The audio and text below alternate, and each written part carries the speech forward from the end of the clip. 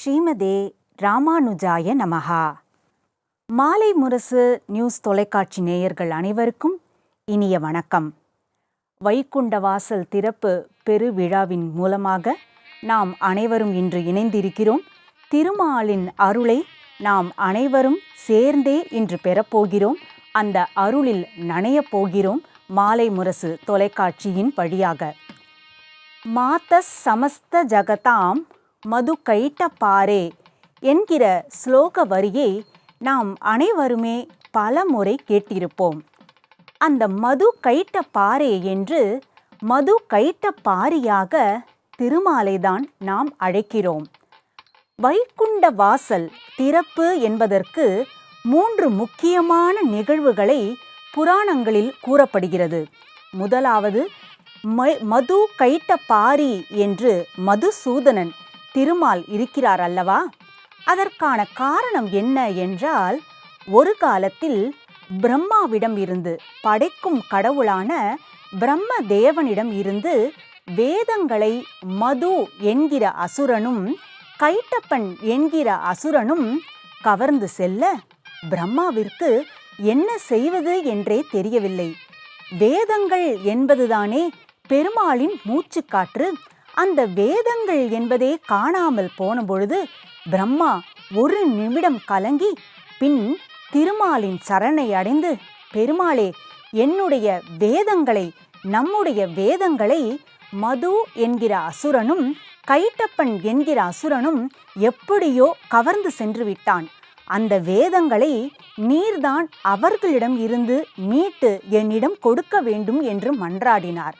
உடனே திருமால் பரிவு கொண்டு பரிமுகனாக ஹயக்ரீவ அவதாரம் எடுத்துக்கொண்டு அந்த மதுவிடம் இருந்தும் கைட்டப்ப அசுரனிடம் இருந்தும் வேதங்களை மீட்டு கொடுத்தார்.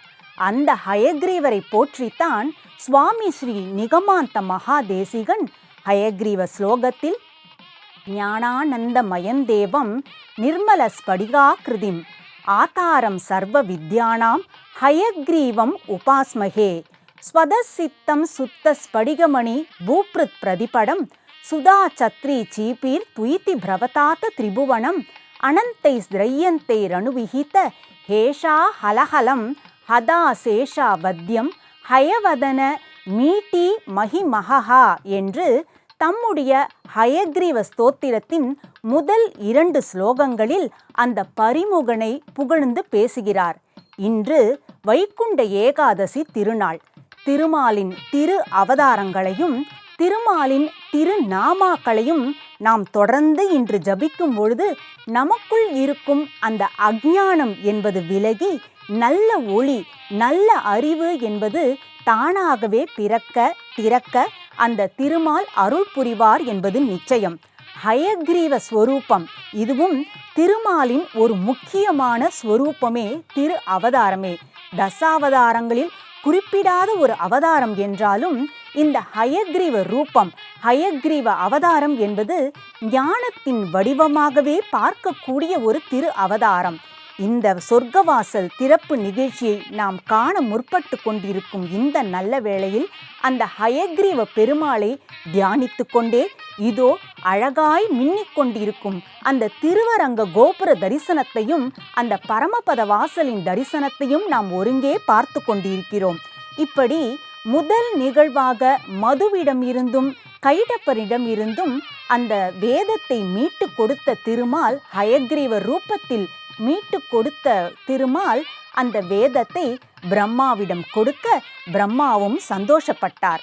உடனே என்ன செய்தார் திருமால் என்றால், மதுவையும் கைட்டப்பரையும் தண்டிக்க வேண்டுமே, அதற்காக அவர்களுக்கு மிக கொடூரமாக செய்யக்கூடியவர் பெருமாள் இல்லை என்றாலும் அவர்கள் தான் செய்த தவறை உணர வேண்டும் என்பதற்காக அவர்களுக்கு இறக்கும் தருவாயில் என்பது அந்த மதுவிற்கும் கைடபருக்கும் வந்தது. உடனே தாங்கள் செய்த தவற்றை அந்த அசுரர்கள் புரிந்து கொண்டார்கள். உடனடியாக திருமாலிடம் சரணடைந்தார்கள். பெருமாளே, தெரியாமல் தவறு செய்துவிட்டோம். வேதங்களை கவர்ந்து செல்வது என்பது எவ்வளவு பெரிய தவறு, எவ்வளவு பெரிய தப்பை நாங்கள் இழைத்து விட்டோம் என்பதை நாங்கள் நன்றாக புரிந்து கொண்டோம். இனி இந்த மாதிரியான ஒரு தவறை நாங்கள் செய்ய மாட்டோம். தயவு செய்து எங்கள் மீது கருணை காட்டுங்கள். மீண்டும் மீண்டும் பிறவி எடுத்து மேன்மேலும் பாவ செயல்களை நாங்கள் செய்யாமல் இருக்க நீங்கள்தான் உதவ வேண்டும் என்று அந்த இரு அசுரர்களும் கைகூப்பி திருமாலின் சரணமே கதி என்று சரணாகதி செய்தார்கள். உடனே சரணாகத வத்சலனான பெருமாள் கருணை உள்ளம் கொண்ட அந்த கருணாகர மூர்த்தி என்ன செய்தார் என்றால், கவலை வேண்டாம் மதுவே, கைடபரே, மார்கழி மாதம் வளர்பிறையில் வரும் ஏகாதசி நாள் வைகுண்ட ஏகாதசி திருநாள். அந்த திருநாளில் உங்களுக்காக நான் வைகுண்ட வாசல், வடக்கு புறம் உள்ள வைகுண்ட வாசலை திறந்து வைப்பேன். திறந்தது மட்டும் அல்லாமல் உங்கள் இருவரையும் நானே கைப்பிடித்து கொண்டு வைகுண்டத்திற்கு, அந்த வைகுண்ட வாசல் வழியாக அழைத்து செல்வேன். அதனால் நீங்கள் கலங்க வேண்டாம் என்று பெருமாள் சொல்ல, உடனே மதுவும் கைடவரும் சந்தோஷித்து போனார்கள். அதே போல தான் சொன்ன வாக்கை காப்பாற்றுபவர் அல்லவா பெருமாள். மார்கழி மாதம் இதே போன்ற ஒரு வளர்பிறை ஏகாதசி நன்னாளும் வந்தது. உடனே பெருமாள் என்ன செய்தார்? அந்த வைகுண்ட வாசலை திறந்து வைத்தார். திறந்து தான் முன்னே செல்ல, பின்னாடியே மதுவும் கைடவரும் வர அவர்களை அழைத்து கொண்டு அந்த வைகுண்ட வாசலுக்கு செல்ல முற்பட்டார். மதுவுக்கும் கைடவருக்கும் அந்த திருமாலின் திரு கடாட்சம் என்பதும் திருவருள் என்பதும் எந்த நிமிடம், எந்த நொடி கிடைத்ததோ அப்பொழுதே அவர்களது மனதில் நல்ல எண்ணம் என்பது தானாகவே உதிக்க ஆரம்பித்தது. உடனே அவர்கள் பெருமாளிடம் என்ன வேண்டினார்கள் தெரியுமா?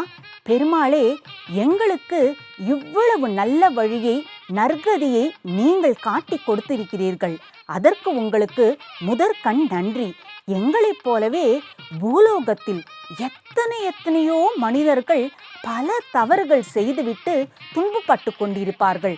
ஆனாலும் இந்த துன்பங்களுக்கு எப்படி பிராயச்சித்தம் தேடுவது என்று தெரியாமல் தவித்து கொண்டிருப்பார்களே, அவர்களும் இதே போல இந்த மார்கழி வளர்பிறை ஏகாதசியான வைகுண்ட ஏகாதசி அன்று உங்களை சென்று அடைய வேண்டுமே, அதற்கு ஒரு உபாயம் செய்யுங்கள் என்று கேட்க, உடனே பெருமாள் அன்று முதல் இன்று முதல் என்னவென்றால், நான் எங்கெல்லாம் இருக்கிறேனோ, எங்கெல்லாம் திருக்கோயில் கொண்டிருக்கிறேனோ அங்கெல்லாம் இதே போல அந்த வைகுண்ட வாசல் என்பது திறக்கப்படும். அந்த வைகுண்ட வாசலை நினைப்பவர்களுக்கும், அந்த வைகுண்ட வாசலை தரிசிப்பவர்களுக்கும், அந்த வைகுண்ட வாசலின் வழி என்னை வந்து சேவிப்பவர்களுக்கும் நிச்சயம் வைகுண்ட பிராப்தி கிடைத்தே தீரும் என்பது அந்த பெருமாளின் திருவாக்கு. அப்படித்தானே அன்பர்களே, இன்று மாலை முரசு தொலைக்காட்சியின் வழி அந்த வைகுண்ட வாசலின் தரிசனத்தை நாம் பார்த்து கொண்டிருக்கிறோம். வைகுண்ட வாசலின் சிறப்பை பற்றி, அந்த நிகழ்வு என்பது எப்படி இந்த வையகத்தில் உருவானது என்பதை பற்றியும் நாம் கேட்டுக்கொண்டிருக்கிறோம். அடுத்த ஒரு விஷயம் என்னவென்றால், பத்ம புராணத்தில் கிருஷ்ண பகவானே தர்மபுத்திரரிடம் இந்த வைகுண்ட ஏகாதசியின் சிறப்பை பற்றியும், இந்த வைகுண்ட ஏகாதசியில் நாம் ஏன் விரதம் இருக்க வேண்டும், அப்படி விரதம் இருப்பதால் நமக்கு கிடைக்கக்கூடிய பலன்களை பற்றியும் எடுத்து சொல்வதாக ஒரு அழகான விஷயம் கூறப்பட்டிருக்கிறது. இதோ ஒரு புறத்தில் திருவரங்கத்தையும் மறுபுறத்தில் திருவல்லிக்கேணியையும் தரிசனம் செய்து கொண்டிருக்கிறோம். ஆஹா, அந்த வைகுண்ட வாசல் கதவு எப்போது திறக்கப் போகிறது, எப்பொழுது அந்த வழியாக பெருமாள் வரப்போகிறார், அந்த வழியாக நாமும் எப்பொழுது அந்த பெருமாளை சென்று அடையப் போகிறோம் என்று காத்திருக்கும் அந்த பக்தர்களின் கூட்டத்தை பார்க்கிறோம். நாமும் அதே போலதான் காத்திருக்கிறோம் நம்மை காப்பதற்காக. சரி, இனி பத்ம புராணத்திற்கு வருவோம். பத்ம புராணத்தில் கிருஷ்ணர் தர்மபுத்திரரிடம் என்ன சொன்னார் தெரியுமா? அவர் சொன்ன ஒரு சுவாரஸ்யமான கதை இதுதான். ஒரு காலத்தில் வைகானசர் என்ற பெயர் கொண்ட ஒரு அரசர் இருந்தார். அந்த அரசருக்கு இருக்கக்கூடிய ஒரே குறிக்கோளாக இருந்தது என்ன தெரியுமா? பணம் சம்பாதிக்க வேண்டும், மேலும் பணம் சம்பாதிக்க வேண்டும், பணம் சம்பாதிக்க வேண்டும், பணம் சம்பாதிக்க வேண்டும் என்ற ஒரே நோக்கு மட்டும்தான் அந்த அரசரிடம் இருந்ததே தவிர தன் குடும்பத்தையோ தன் நாட்டையோ கவனிக்காமல் எப்படி மேலும் மேலும் பண செல்வத்தை சேர்த்து கொள்வது என்பதில் மட்டுமே கவனம் செலுத்தி வந்தாராம் அந்த வைகானசர் என்கிற அரசர். அவருக்கும் நேரமானது, அதாவது இந்த பூலோக வாழ்க்கையை விட்டு மேலோகம் போக செல்ல வேண்டிய அந்த நேரமும் வந்தது. உயிர் நீத்தார் வைகானசன் என்கிற அரசர். பல நாட்கள் சென்றது. ஒரு நாள் அந்த வைகானசரின் மகனின் கனவில் வைகானசர் வந்தார். ஆனால் வந்தவர் ஒரு மனித ரூபத்தில் வராமல் ஒரு விலங்கு போன்ற ரூபத்தில் வந்தார். மகனே, நான் தான் உன் தந்தை வைகானசர் என்று சொன்னார். அதிர்ச்சி அடைந்தான் மகன். என்ன, என் அப்பாவா? அரசாளும் அரசனாக இருந்தவர் ஒரு மிருகம் போல் உருமாறி இப்படி போய்விட்டாரே என்று மனம் கலங்கினான் வைகானசரின் மகன். உடனே அவன் என்ன செய்தான் என்றால், அவனுக்கு தெரிந்த மிகவும் பரிச்சயமான பர்வத முனிவர் என்ற முனிவரிடம் சென்று, ஐயா முனிவரே வணக்கம், ஒரு கனவு வந்தது. அந்த கனவில் என் தந்தையை நான் பார்த்தேன். ஆனால் அவரை மனித ரூபத்தில் பார்க்காமல் ஒரு மிருக ரூபத்தில் நான் பார்த்தேன். அதனால் என் மனம் மிகவும் நான் கலங்கியுள்ளேன். என்ன செய்வது? எப்படி பிராயச்சித்தம் செய்வது? ஏன் இப்படி ஒரு கனவு வந்தது? என் தந்தை ஏன் இப்படி மனித உடலில் இல்லாமல் மிருக உருவில் வந்தார் என்று அந்த மகன் அந்த பர்வத முனிவரிடம் கேட்க, அதற்கு அந்த பர்வத முனிவர் சொன்னார், கலங்காதே அப்பா, உன்னுடைய தந்தை தன்னுடைய வாழ்நாள் முழுவதுமே பணத்தை பற்றி மட்டுமே தான் சிந்தித்து கொண்டிருந்தாரே தவிர பரம்பொருளை பற்றி ஒரு நாள் கூட நினைக்கவில்லை. தனக்கு உயிர் பிச்சை அளித்து உயர்வான வாழ்வை அளித்த அந்த திருமாலை பற்றியோ அந்த பரம்பொருளை பற்றியோ ஒரு நாள் கூட நினைக்காமல் செல்வம் செல்வம் செல்வம் என்று பணத்தை எப்படி சம்பாதிப்பது, பணத்தை எப்படி மேலும் பெருக்குவது என்ற ஒரே எண்ணத்தில் உன் அப்பா ஓடிக்கொண்டே இருந்தால் அல்லவா? ஒரு மிருகம் என்பது எப்படி தனக்கான இரை எப்பொழுது கிடைக்கும், எங்கே கிடைக்கும், என்ன சாப்பிடலாம், எப்படி சாப்பிடலாம் என்று அந்த இரையை பற்றி மட்டுமே சிந்தித்து கொண்டிருக்குமோ, அப்படித்தான் உன் தந்தையும் இறைவனை பற்றி சிந்திக்காமல் தனக்கான இரையாக பணத்தை பற்றி மட்டுமே சிந்தித்து கொண்டு இருந்து உயிரை நீத்ததால் அவருக்கு அந்த மிருக உருவத்தை பகவான் கொடுத்திருக்கிறார். ஆனால் அதற்கான ஒரு பிராயச்சித்தத்தை உன்னால் செய்துவிட முடியும். மார்கழி வளர்பிறை ஏகாதசியான வைகுண்ட ஏகாதசி நன்னாளில் சரியாக அரிசி சேர்த்த உணவை உண்ணாமல் காய்களையும் கனிகளையும் மட்டுமே புசித்து கொண்டு அந்த பகவானின் திருநாமங்களை நீ சொல்லிக்கொண்டே இரு.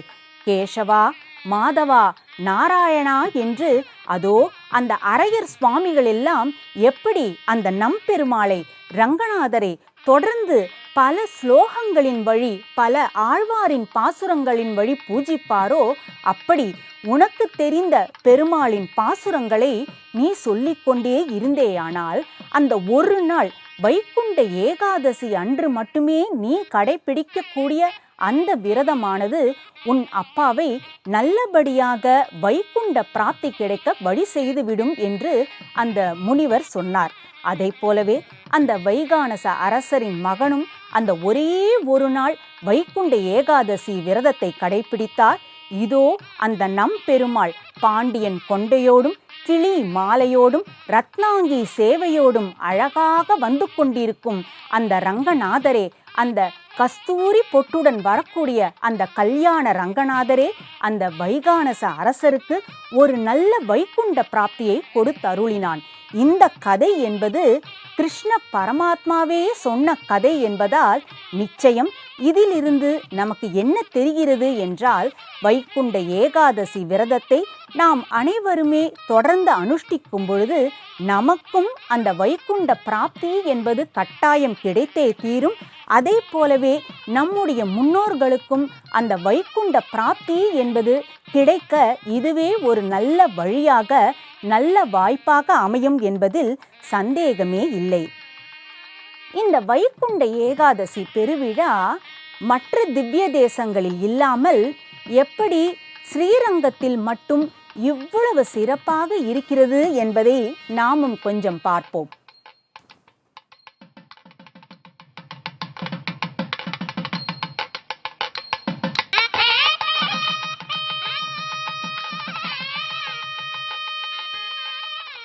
இந்த வைகுண்ட ஏகாதசி என்பதை ஒரு பெரு விழாவாகவே ஸ்ரீரங்கவாசிகள் சொல்வார்கள். அதை வைகுண்ட ஏகாதசி திருவிழா என்று அவர்கள் சொல்லவே மாட்டார்கள். இந்த விழா என்பதே பெரிய பெருமாளுக்காக, பெரிய கோயிலில் சயனித்திருக்கும் அந்த பெரிய பெருமாளுக்காக நடத்தப்படும் பெருவிழா என்றே கூறுவார்கள். அங்கே ஸ்ரீரங்கத்தில் எல்லாமே பெரிதுதான். பெரிய பெருமாள், பெரிய கருடன், பெரிய பிராட்டி, பெரிய அவசர தளிகை. இதோ இந்த உற்சவமும் பெரிய உற்சவம்தான். சித்திரையில் பெருமாள் திருமொழி, வைகாசியில் கண்ணினும் சிறுதாம்பு, ஆணியில் நீராட்டம், ஆடியில் நாச்சியார் திருமொழி, ஆவணியில் பெரியாழ்வார் திருமொழி, புரட்டாசியில் வென்றி தரும் 10, ஐப்பசியில் காவிரி வரலாறு, கார்த்திகையில் வாடினேன் வாடி, மார்கழியில் உபய வேதம் முழுவதும், தையில் திருப்பாவை, மாசியில் இயற்பா, பங்குனியில் வசந்தன் பாட்டுக்களை கூவி கூவி கேட்டருள்கிறான் இயல் இசை கொட்டியூதும் பெருமாள். அந்த பெருமாளுக்காக நடத்தப்படும் முக்கியமான நிகழ்வே இந்த வைகுண்ட ஏகாதசி பெருவிழா. வைணவ 108 திவ்ய தலங்களில் முதன்மையானது இந்த திருவரங்கம்தானே. இந்த வைகுண்ட ஏகாதசியை தொடங்கி வைத்த பெருமை இந்த அரங்கனையே சாரும்.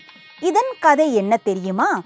ஸ்ரீரங்கத்தில் இந்த பெரிய திருநாள், அதாவது இந்த வைகுண்ட ஏகாதசி பெருவிழா என்பது சரியாக 21 நாட்கள் நடைபெறும் ஒரு விழா. வைகுண்ட ஏகாதசிக்கு முந்தைய 10 நாட்கள் பகல் 10 உற்சவம் என்றும், இதோ இன்றைய இந்த வைகுண்ட ஏகாதசி தொடங்கி வரக்கூடிய 10 நாட்கள் இரா 10 உற்சவம் என்றும் கொண்டாடப்படும். ஒரு முறை ஆழ்வார்களிலேயே கடைக்குட்டி என்று சொல்லக்கூடிய திருமங்கையாழ்வார் திருவரங்கனை சேவிக்க சென்றாராம். திருவரங்கனுக்காக பலவிதமான திருப்பணிகளை செய்த ஆழ்வார் என்ற பெருமை திருமங்கையாழ்வாருக்கு உண்டு. இன்றும் கூட நாம் திருவரங்க கோவிலை சேவிக்கும் பொழுது அங்கே இருக்கக்கூடிய அந்த பிரம்மாண்டமான மதில் சுவர்களையும் பிராகாரங்களையும் பார்த்து வியந்து போவோம் அல்லவா? அப்படிப்பட்ட பிரம்மாண்ட மதில் சுவர்களையும் பெரிய பெரிய பிராகாரங்களையும் அமைத்த பெருமை திருமங்கை ஆழ்வாரையே சாரும். இப்படி பலவிதமான சிறப்பான கோயில் திருப்பணிகளை அவர் ஸ்ரீரங்க பெருமாளுக்கு செய்து முடித்து ஒரு நாள் என்ன செய்தார் என்றால், தான் பாடிய திருநெடுந்தாண்டகம் என்று 30 பாசுரங்கள் கொண்ட பிரபந்த பாசுரத்தை சித்திர கானமாக இதோ இந்த சித்திரை நாயகனான ஸ்ரீரங்கநாதனின் முன்னே பாடினாராம். அந்த பாட்டில் அகமகிழ்ந்து போன பெருமாள், ஆழ்வாரே, உமக்கு என்ன வேண்டும் என்று சொல்லும், நீர் என்ன கேட்டாலும் நான் தருகிறேன். அவ்வளவு அழகாக பாசுரங்களை பாடி என்னை நீங்கள் மகிழ்வித்து விட்டீர்கள். இனி பர்த்திக்கு பதிலாக உங்களை நான் மகிழ்விக்க வேண்டாமா? உங்களை மகிழ்விக்க கூடிய விஷயம் என்ன என்று சொல்லும், நாம் உமக்கு அதை தருகிறோம், அருள்கிறோம் என்று திருவாய் மலர்ந்தான் திருவரங்க பெருமாள். உடனே திருமங்கையாழ்வார் முகத்தில் புன்னகையோடு, இதோ இந்த நம் பெருமாள் நம்மையெல்லாம் பார்த்து அந்த மந்தகாச புன்னகையோடு வருகிறாரே, அப்படித்தான் அன்றும் திருமங்கையாழ்வார் பெருமாளின் திருவடியை பார்த்து கொண்டே திருமங்கையாழ்வாரின் இந்த நிகழ்வை கேட்பது என்பதே எவ்வளவு பெரிய பாக்கியம். திருமங்கையாழ்வார் இதோ இந்த பெருமாளை பார்த்து சொன்னாராம், பெருமாளே, எனக்கு ஒரே ஒரு ஆசைதான். அது என்ன தெரியுமா? நீங்களோ தமிழ் பிரியர், தமிழ் பாட்டுக்களின் பிரியர் என்பது எனக்கு நன்றாகவே தெரியும். நீங்கள் என்ன செய்ய வேண்டும் தெரியுமா? நம்மாழ்வார் அருளிய திருவாய் மொழிகளை திருச்செவி கேட்டு நீங்கள் ஆனந்திக்க வேண்டும் என்று திருமங்கையாழ்வார் விண்ணப்பித்தாராம். அரங்கனுக்கு அலாதி சந்தோஷமாகிவிட்டது. அந்த தமிழ் வேதங்களை, பிரபந்த பாசுரங்களை சந்தோஷமாக கேட்டு ரசிக்கக்கூடியவன் அல்லவா இந்த அரங்கநாதன். இதோ பெருமாளுக்கு வியர்த்து கொட்டுமே என்று எப்படி வீசிக்கொண்டு வருகிறார்கள் பாருங்கள். அவர் நம்மை பார்த்து பேசுபவர், நம்மை பார்த்து புன்னகை சிந்தக்கூடியவர் அல்லவா?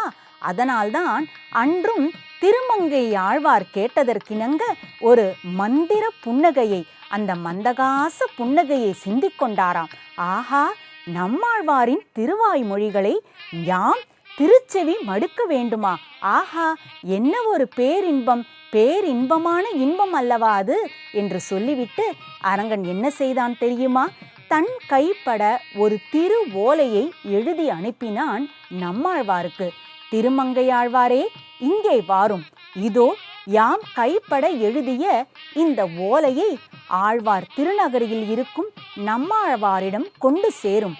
அவரை இங்கே வந்து எம் திருமுன்பே அவருடைய திருவாய்மொழி பாடல்களை பாடச் சொல்லும்.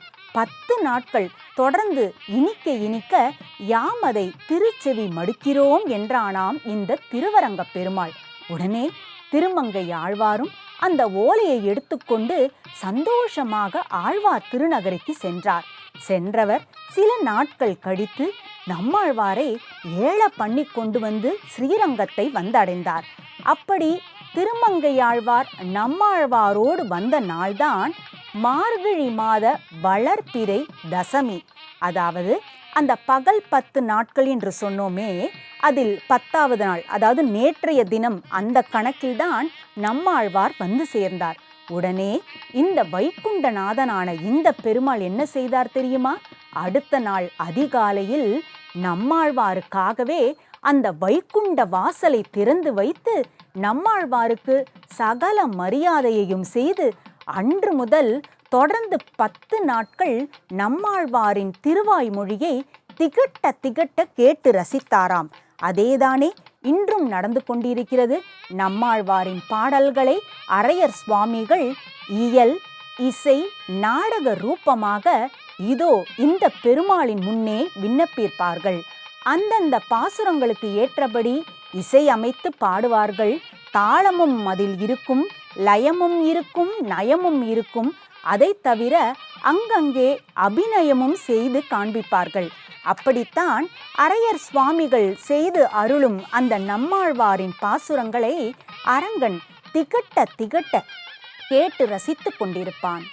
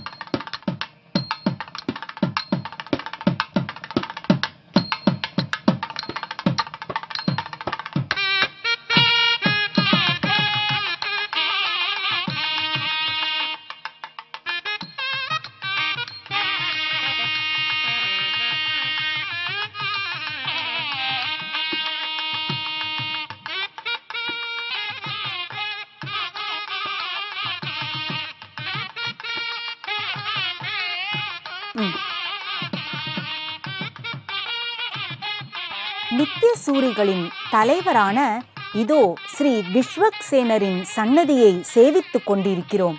இதோ பெருமாளும் அந்த சன்னதிக்கு சமீபத்தில்தான் வந்து கொண்டிருக்கிறார்.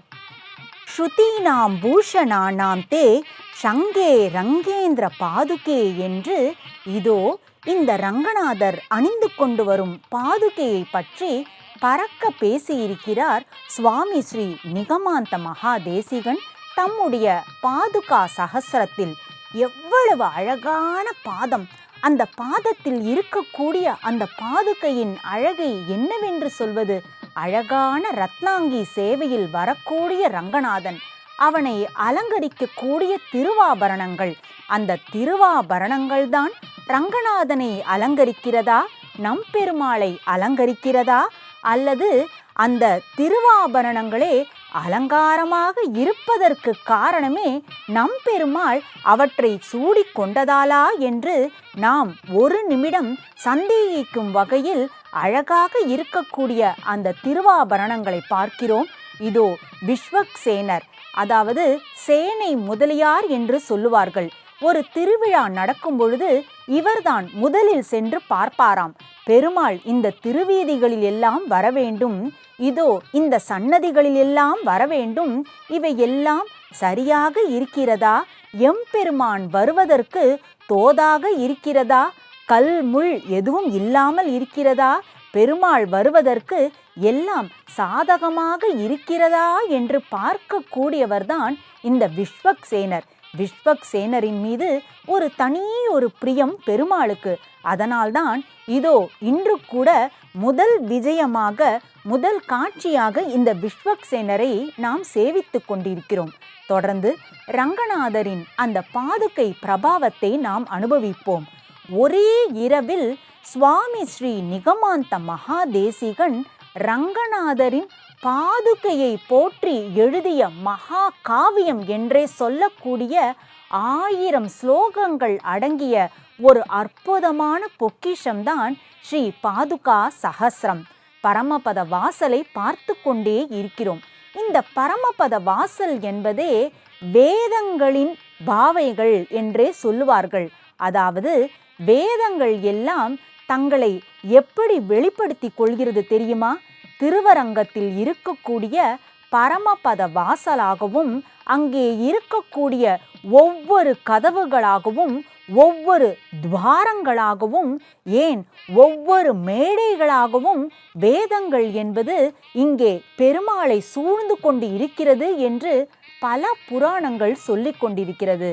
வேதத்திற்கு நிகரான ஒரு மிக பெரிய பொக்கிஷம்தான் ஸ்ரீ பாதுகா சகஸ்ரம். அதில் என்ன சொல்வார் தெரியுமா? இந்த ரங்கநாதரின் பாதுகையின் பிரபாவத்தை, பாதுகையின் பெருமையை யாராலும் சொல்லி விடவே முடியாது என்பார். ரங்கநாதரின் பெருமையையே நம்மால் சொல்லிவிட முடியாது என்னும் பொழுது அவருடைய பாதுகையின் பெருமையை பற்றி கேட்கவா வேண்டும்? ஒரு ஆகாயத்தையே, இந்த அண்டத்தில் இருக்கக்கூடிய, இந்த உலகத்தின் மேல் விதானமாக இருக்கக்கூடிய அந்த ஆகாயத்தையே ஒரு பெரிய காகிதமாக எடுத்துக்கொண்டு கடலில் இருக்கக்கூடிய நீரை எல்லாம் பேனாவின் மையாக எடுத்துக்கொண்டு 1000 நா கொண்ட ஆதிசேஷனை பெண்ணாக, அதாவது எழுதுகோலாக வைத்து கொண்டு நாம் இந்த ரங்கநாதரின் பாதுகையின் பிரபாவத்தை, பெருமையை எழுத முற்பட்டாலும் கூட நம்மால் எழுதிவிட முடியாது என்கிறார் சுவாமி ஸ்ரீ நிகமாந்த மகாதேசிகன். எவ்வளவு உண்மையான வார்த்தைகள் அல்லவா? அப்படித்தான் ஆகாயம் என்பது எவ்வளவு பெரிய ஒரு விஷயம், எவ்வளவு ஒரு பெரிய வஸ்து. அந்த ஆகாயத்தையே எடுத்து காகிதமாக கொண்டு எழுத முற்பட்டாலும் கூட அதுவே பத்தாதாம். அவ்வளவு பெருமை இந்த ரங்கநாதனின் பாதுகைக்கு இருக்கிறதாம். அந்த கடலில் உள்ள நீர் என்பது எவ்வளவு இருக்கும், அளந்து பார்த்து விடவா முடியும்? அந்த நீர்களை எல்லாம் கொண்டு ஒரு மையாக, அதாவது அந்த பேனாவில் போடக்கூடிய இங்காக வைத்து கொண்டாலும் கூட நம்மால் அந்த பாதுகையின் பெருமையை சொல்லிவிட முடியாதாம்.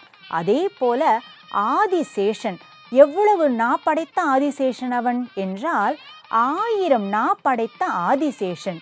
அவனை இந்த பாதுகையின் பிரபாவத்தை எழுதவா? ஆகாயத்தை காகிதமாக வைத்துக்கொள், கடல் நீரை நீ பேனாவின் மையாக வைத்துக்கொள், நீயே ஒரு பேனாவாக இருந்து இந்த பெருமாளின் பாதுகையை பற்றி எழுது என்று சொன்னாலும் அவனாலும் என்னால் முடியாது, என்னால் முடியாது, பெருமையை பேசி சொல்லி முடித்து விடவே முடியாது என்பானாம். அப்படிப்பட்ட மிக பெரிய பெருமை வாய்ந்தது இந்த ரங்கநாதரின் பாதுகையை. ரங்கநாதர் நிச்சயம் நம்மை காத்து தீர்வார் என்பதில் சந்தேகமே இல்லை. நாம் ரங்கநாதரை சரணடையும் பொழுது, இந்த நம்பெருமாளை சரணடையும் பொழுது என்னவென்று நினைத்து கொள்ள வேண்டுமாம் தெரியுமா? முதலில் அந்த பாதுகா தேவியை, அந்த பாதுகையை வணங்கிவிட்டு, பாதுகையே உன்மேல் அதோ எழுந்து கொண்டு வருகிறாரே அந்த நம்பெருமாள், அந்த பெருமாளிடம் சென்று சொல்லு, இதோ ஒரு அடியவர் உன்னை சரணடைந்திருக்கிறார், எத்தனையோ தவறுகளும் பாவங்களும் செய்துவிட்டு அந்த அடியவர் உன்னை சரணடைந்திருக்கிறார், அவரை காக்கும் பொருட்டு உன்னுடைய பொறுப்பு என்று அந்த பெருமாளிடம் நீயே சொல்லு பாதுகையே என்று அந்த பாதுகா தேவியிடம் நாம் விண்ணப்பிக்க வேண்டுமாம். இதோ சொர்க்கவாசல் நிகழ்வுக்காக வரக்கூடிய நம்முடைய இந்து அறநிலைத்துறை அமைச்சரையும் நாம் பார்த்தோம். வேதங்களின் கொடியாக இருக்கக்கூடியது பெருமாள் அணிந்திருக்கும் பாதுகையே தானாம். வேதங்களே பல ஸ்வரூபங்களாக, பல ரூபங்களாக திருவரங்க கோயில் முழுவதுமே வியாபித்திருக்கிறது என்னும் பொழுது, அந்த வேதங்கள் ஒரு கொடியாக பற்றி இருப்பது ரங்கநாதனை. அதுவும் எப்படி? பாதுகையின் வழியாக என்கிறார் தேசிகன்.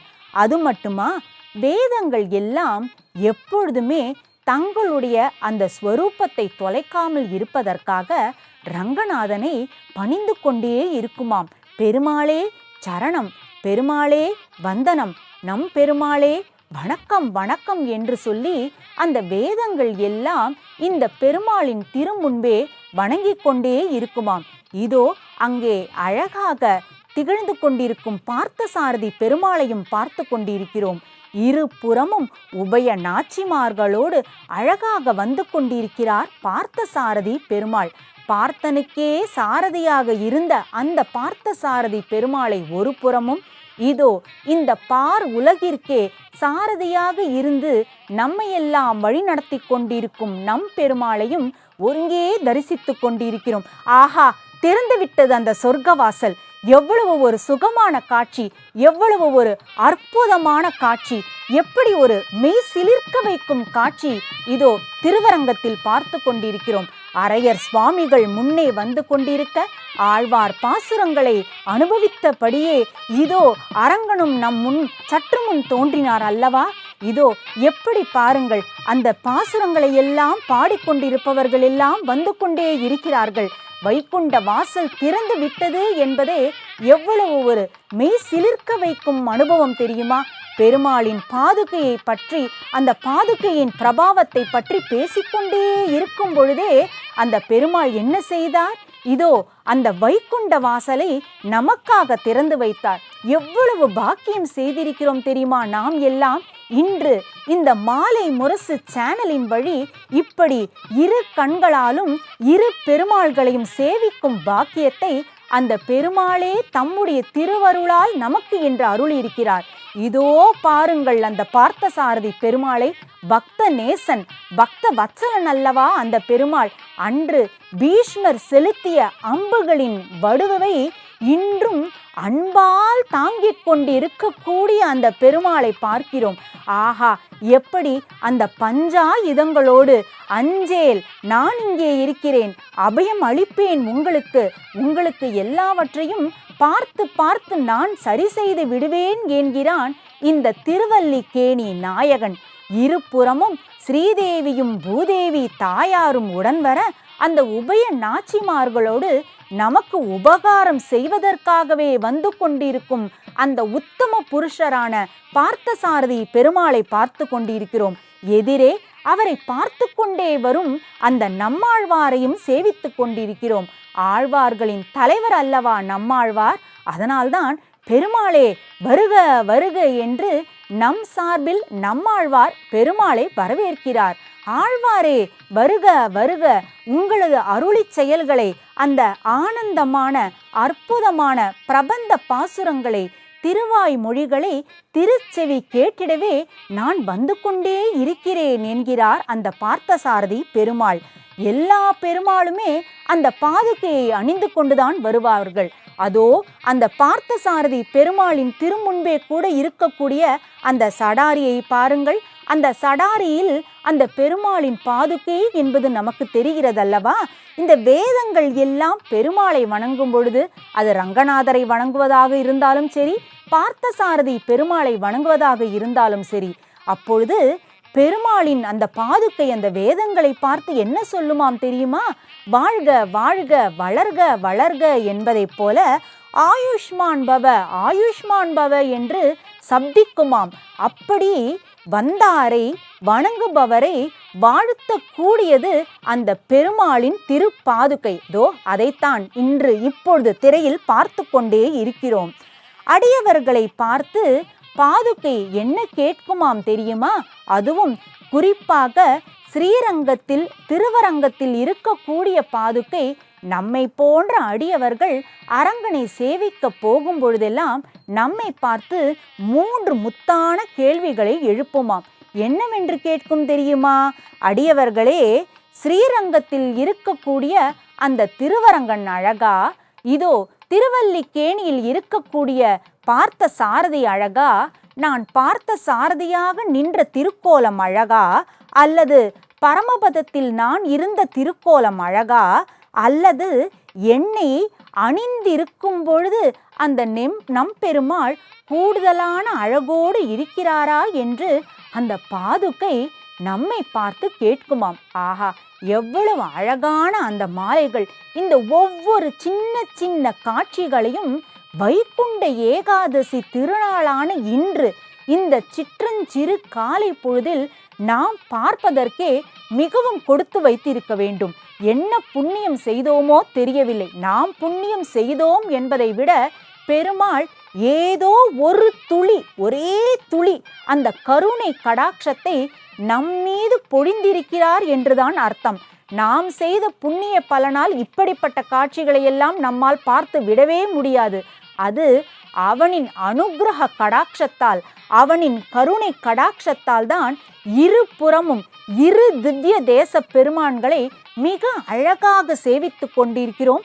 அதுவும் வைகுண்ட ஏகாதசி வைகரை பொழுதில் நம்பெருமாள் அந்த கிளிமாலையை சாற்றிக்கொண்டு அழகான அந்த தங்க கொடையை கொண்டு பாண்டியன் கொண்டையை வேற இட்டுக்கொண்டு அந்த ரத்னாங்கி சேவையில் என்ன அற்புதமாக சேவை செய்து கொண்டிருக்கிறார். பார்க்கும் பொழுதே கண்களில் நீர் தழும்பும் வண்ணம் இருக்கிறது. இந்த கண்களில் நீர் தழும்ப காரணம் என்ன தெரியுமா? ஆனந்த கண்ணீர். அரங்கா அரங்கா, எங்களுக்கும் நீ காட்சி கொடுத்து விட்டாயே, உன்னை அருகில் சேவிக்க முடியவில்லையே என்ற குறை ஏதும் இல்லாமல் இப்படி இந்த தொலைக்காட்சியின் வழியாக உன்னுடைய பின்னழகையும் முன்னழகையும் எங்களுக்கு காண்பித்து கொண்டு உன்னுடைய அழகான அந்த பாண்டியன் கொண்டையையும், அந்த பாண்டியன் கொண்டையில் இருக்கக்கூடிய அந்த இரத்தின கற்களையும் எங்களுக்கு காண்பித்து கொண்டு அழகான அந்த கிளி மாலையையும் காண்பித்து கொண்டு, ரங்கா ரங்கா, என்ன பாக்கியம் செய்தோம், வேறு ஒன்றுமே வேண்டாமே.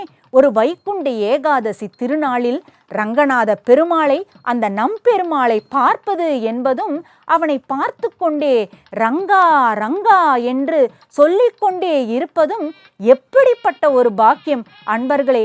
இந்த பாக்கியம் எல்லாமே இன்று நமக்கு இந்த மாலை முரசு தொலைக்காட்சியின் வழியாகத்தான் நமக்கு இன்று கிடைத்திருக்கிறது அல்லவா? தொடர்ந்து பாதுகையை அனுபவிப்போம். பாதுகை நம்மிடம் என்ன கேட்டது?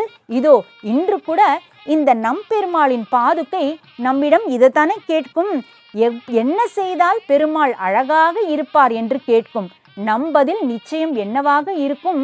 பாதுகையே, நிச்சயமாக உன்னை அணிந்து கொண்டு வருவதால் தான் அந்த அரங்கன், அந்த மூலவர் இன்று முத்தங்கி சேவையில் சேவை சாதித்து கொண்டிருக்கும் அந்த மூலவரான ரங்கநாத பெருமாளாக இருந்தாலும் சரி, இதோ இந்த கிளிமாலையை சாற்றி கொண்டு வரும் உற்சவரான நம் பெருமாளாக இருந்தாலும் சரி, அவர்கள் அனைவருக்குமே தனி ஒரு அழகை கொடுக்கக்கூடியவள் நீதான் பாதுகையே, பாதுகா தேவியே என்று நமக்கு சொல்ல தோணும் அல்லவா?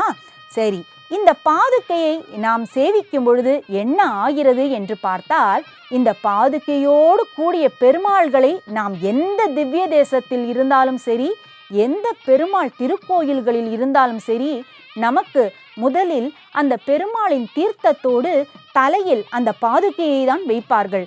ஸ்ரீ சடாரி என்று சொல்வார்கள். அந்த ஸ்ரீ சடாரி தான் அந்த பாதுகை. அந்த பாதுகையை பற்றி தான் இப்பொழுது பறக்க பேசிக்கொண்டே இருக்கிறோம். மற்றொரு கோயிலின் சொர்க்கவாசலுக்கு காட்டப்படும் அந்த கற்பூர ஆரத்தியை பார்த்து கொண்டே ஒவ்வொரு இடத்திலும் நாம் பெருமாளை சேவிக்கும் பொழுது, அந்த பாதுகையோடு சேவிக்கும் பொழுதும் சரி, அந்த பாதுகா தேவி ஸ்ரீ சடாரி ரூபமாக, நம்மாழ்வார் என்றே அதை சொல்வார்கள், அந்த ஸ்ரீ சடாரி ரூபமாக நம் தலையில் வந்து, உங்களுக்கு நான் இருக்கிறேன், கவலைப்படாதீர்கள், பெருமாளின் திருவருள் என்பது உங்களுக்கு இந்த ஸ்ரீ சடாரின் வழியாக கிடைத்து விட்டது என்று அந்த பாதுகையை பெருமாள் நம் தலையில் வைக்கும் பொழுதெல்லாம் அந்த பாதுகை என்னவென்று சப்தம் செய்யுமா தெரியுமா?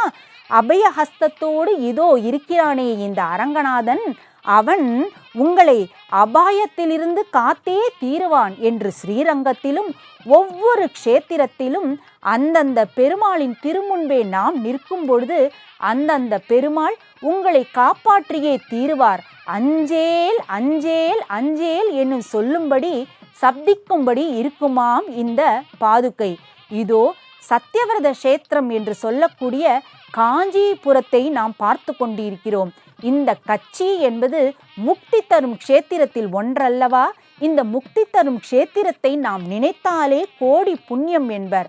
அதை ஒரு வைகுண்ட ஏகாதசி திருநாளில் இந்த காஞ்சிபுர தரிசனம், காஞ்சிபுரத்தில் இருக்கக்கூடிய கோயிலின் தரிசனமும் அந்த காஞ்சிபுரத்தில் இருக்கக்கூடிய பெருமாளின் தரிசனம் என்பதும் அவனுடைய கரிசனத்தால் நமக்கு இன்று கிடைத்திருக்கக்கூடிய ஒரு பெரும் பரிசல்லவா? இதோ எப்பொழுது இந்த சொர்க்கவாசல் திறக்கப் போகிறது, எப்பொழுது பெருமாள் வரப்போகிறார், எங்கே வரப்போகிறார், எப்படி வரப்போகிறார், எந்த திக்கில் வந்து கொண்டிருக்கிறார் என்று அங்கே இங்கே என்று பார்த்து கொண்டிருக்கிறார்கள் பக்த கோடிகள். நாமும் பார்த்து கொண்டிருக்கிறோம், காத்து கொண்டிருக்கிறோம். பெருமாளே சீக்கிரம் வாரும், சீக்கிரம் அந்த வைகுண்ட வாசலை திறந்து காட்டும், உங்களோடு சேர்ந்து நாங்களும் அந்த வைகுண்ட வாசலின் வழியே உங்களின் திருவடியை பிடித்து கொண்டே வைகுண்டத்திற்கு நாங்களும் உடன் வர நீங்களே வழி புரியும் என்று வழி மேல் விழி வைத்து நாமளும் காத்திருக்கிறோம் அல்லவா? நமக்கு எப்பொழுதுமே அபயம் தரக்கூடிய அந்த பாதுகா தேவியிடம் இந்த வைகுண்ட ஏகாதசி திருநாளில் என்னவென்று விண்ணப்பம் வைக்க வேண்டும் தெரியுமா? சுவாமி ஸ்ரீ நிகமாந்த மகாதேசிகன் சர்வ சுதந்திரர், அவரே என்னவென்று விண்ணப்பித்திருக்கிறார் தெரியுமா இந்த பாதுகா தேவியிடம்? பாதுகா தேவியே, நான் இறக்கும் தருவாயிலில் ஒருவேளை பெருமாளை நினைக்காமல் போய் விடுவேனோ என்னவோ எனக்கு தெரியாது. ஆனால் நீ என்ன செய்ய வேண்டும் தெரியுமா? இன்று வைகுண்ட ஏகாதசி திருநாளில் இந்த பெருமாளை எல்லாம் சேவித்து கொண்டிருக்கிறோம். அப்பொழுது தேசிகன் சொன்ன இந்த விண்ணப்பத்தை தான் நாம் இந்த பெருமான்கள் முன் வைக்க வேண்டும். என்ன செய்ய வேண்டும்? நான் இறக்கும் தருவாயிலில் என்றால் நீயே பெருமாளை ஸ்ரீதேவி பூதேவி சமேதராக என்னிடம் அழைத்து கொண்டு வர வேண்டும். தனியாகவெல்லாம் அழைத்து கொண்டு வரக்கூடாது. ஸ்ரீதேவியுடனும் பூதேவியுடனும் அந்த பெருமாளை நீ அழைத்து கொண்டு வர வேண்டும். பாதுகா தேவியே, பெருமாள் வந்துவிட்டார் என்பது எனக்கு எப்படி தெரியும் தெரியுமா? பாதுகையே, நீ போடும் அந்த சப்தத்தில் அந்த சிறு நாதம் இருக்கிறதே, அருமையான அந்த நாதம், அந்த பாதுகைக்கே உரிய ஒரு அழகான ரம்யமான நாதம் என்பது என் காதிற்குள் எட்டிவிடும். அப்பொழுது நான் கொண்டு விடுவேன். ஆஹா, பெருமாள் வந்து விட்டாரே, நமக்கு வைகுண்ட பிராப்தியை கொடுப்பதற்காக பெருமாள் வந்துவிட்டாரே என்று நான் நினைத்து கொள்வேன். பெருமாள் நானாக கூப்பிட்டால் என் முன்னே வந்துவிட மாட்டார். அதுவும் நான் மரணிக்கும் தருவாயில் இருக்கும் பொழுது அப்படியெல்லாம் பெருமாள் வந்துவிட மாட்டார். ஆனால் இதோ அரங்கநாதனாக, ரங்கநாதனாக, அனந்த பத்மநாபனாக அடையாறில் அழகாக சயனித்திருக்கும் பெருமாளை பார்க்கிறோம். அங்கே ரங்கநாதன் நம் பெருமாளாக வரக்கூடிய ஒரு காட்சியை பார்த்து கொண்டே இருக்கும் பொழுது அதே பாம்பனையில் படுத்து கொண்டிருக்கும் அழகான அனந்த பத்மநாபனையும் நாம் பார்த்து கொண்டே இருக்கிறோம். ஆஹா, அனந்த பத்மநாபா, அனந்த ஆனந்தங்களையும் எங்களுக்கு தருவதற்காக காத்திருக்கும் சயனித்திருக்கும் பத்மநாபா, உன்னை நாங்கள் வேண்டி விரும்பி கேட்டுக்கொள்கிறோம். என்னவென்று தெரியுமா? என்றுமே உன்னுடைய ஸ்மரணை என்பது எங்களை விட்டு நீங்காமல் இருக்க நீதான் வழி செய்ய வேண்டும். எவ்வளவோ நினைவுகள் இந்த லௌகீக வாழ்க்கையில் எங்களை சுற்றி சுற்றி எத்தனையோ நினைவுகளிலும் சிக்கல்களிலும் சூழல்களிலும் நாங்கள் சிக்குண்டு தவிக்கிறோம். ஆனால் பெருமாளே, நீ நினைத்து விட்டால் எங்களுக்கு உன்னை பற்றிய ஸ்மரணம், அதாவது உன்னை பற்றிய நினைவை நீ எங்களுக்கு தொடர்ந்து வழங்கி கொண்டே இருப்பாய். ஸ்மரணத்தை மட்டும் கொடுத்தால் போதுமா? சிரவணம் என்றால் காதால் கேட்பது. உன்னை பற்றிய பிரபாவங்களை, உன்னுடைய உயர்வான கல்யாண குணங்களை, உன்னை பற்றி சொல்லக்கூடிய ஸ்லோகங்களை, பாசுரங்களை, பாடல்களை நாங்கள் கேட்டுக்கொண்டே இருக்கும்படி நீதான் வழி செய்ய வேண்டும். நாங்கள் சிரவணம் செய்ய வேண்டும், உன்னை பற்றி ஸ்மரணம் செய்ய வேண்டும், உன்னை பற்றி கீர்த்தனமும் செய்ய வேண்டும். கீர்த்தனம் என்றால் பெரிய பெரிய பாடல்களை பாடிதான் உன்னை ஆராதிக்க வேண்டும் என்ற அவசியமே இல்லையே பெருமாளே. நாராயணா, கேசவா, முகுந்தா, மாதவா, கோவிந்தா, ரிஷிகேஷா, அனந்த பத்மநாபா, நம் பெருமாளே, ரங்கநாதா, கஸ்தூரி ரங்கா, கல்யாண ரங்கா, அனந்த கோடி ரங்கா, அனந்த கோடி பிரம்மாண்ட நாயகா, பூலோக வைகுண்ட வாசா, கதாயுத பாணி என்று எங்களுக்கு தெரிந்த சிறு சிறு நாமங்களை கொண்டாவது உன்னை நான் கீர்த்தனம் செய்து கொண்டே இருக்கக்கூடிய பாக்கியத்தையும் பெருமாளே நீதான் தர வேண்டும் என்று அந்த பெருமாளிடம் இதோ இந்த வைகுண்ட ஏகாதசி திருநாளில் நாம் விண்ணப்பிப்போம். வாருங்கள்.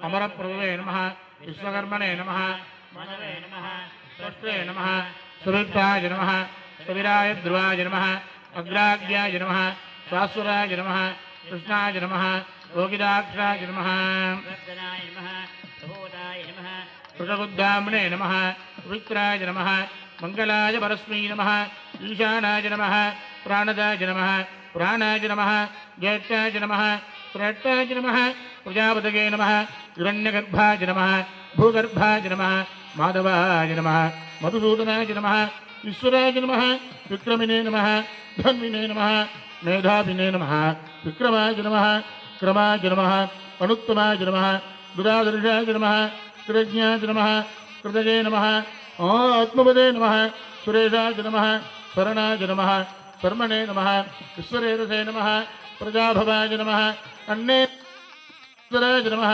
व्यालाय नमः प्रत्ययाय नमः सर्वदर्शनाय नमः अजाय नमः सर्वेश्वराय नमः सिद्धाय नमः सिद्धये नमः सर्वादये नमः अच्युताय नमः वृषाग्मये नमः तमेयात्मने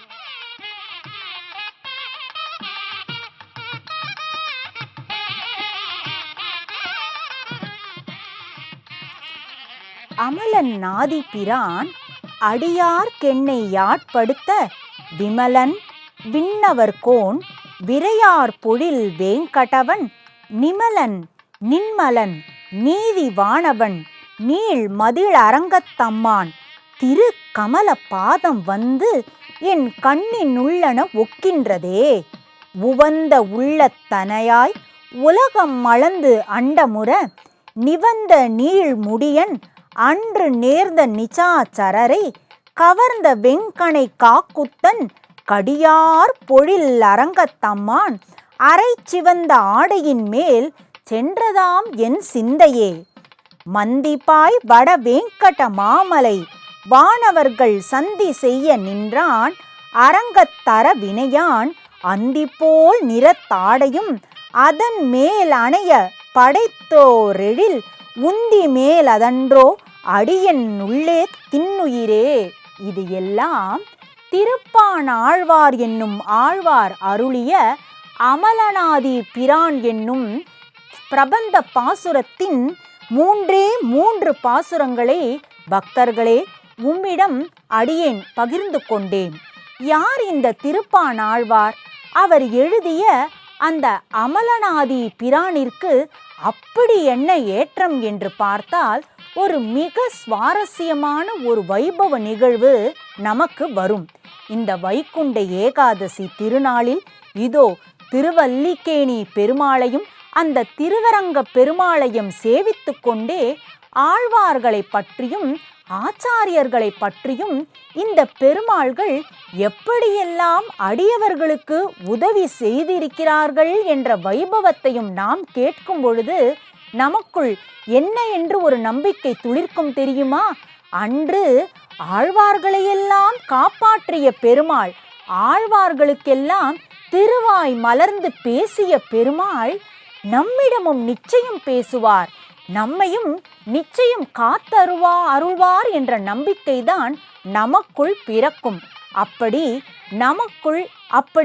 அந்த பெருமாளின் திருவருளின் மீது நம்பிக்கை பிறப்பதற்காக அவனிடம் இருக்கக்கூடிய அந்த மகா விஸ்வாசம், அதாவது என் பெருமாள், இதோ இந்த நம் பெருமாள் என்னை கைவிடவே மாட்டார், நான் அவனின் சரணமே கதி என்று அவனை நான் சரணடைந்து விட்டேன், எனக்கு எந்த துன்பம் வந்தாலும் அந்த துன்பத்திலிருந்து என்னை காப்பது, என்னை மீட்டெடுப்பது என்பது இந்த பகவானின் பொறுப்பு என்று நாம் நம் மனதிற்குள் அந்த மகா விஸ்வாச சிந்தனையை இன்று நாம் விதைத்துக் கொள்வோம்.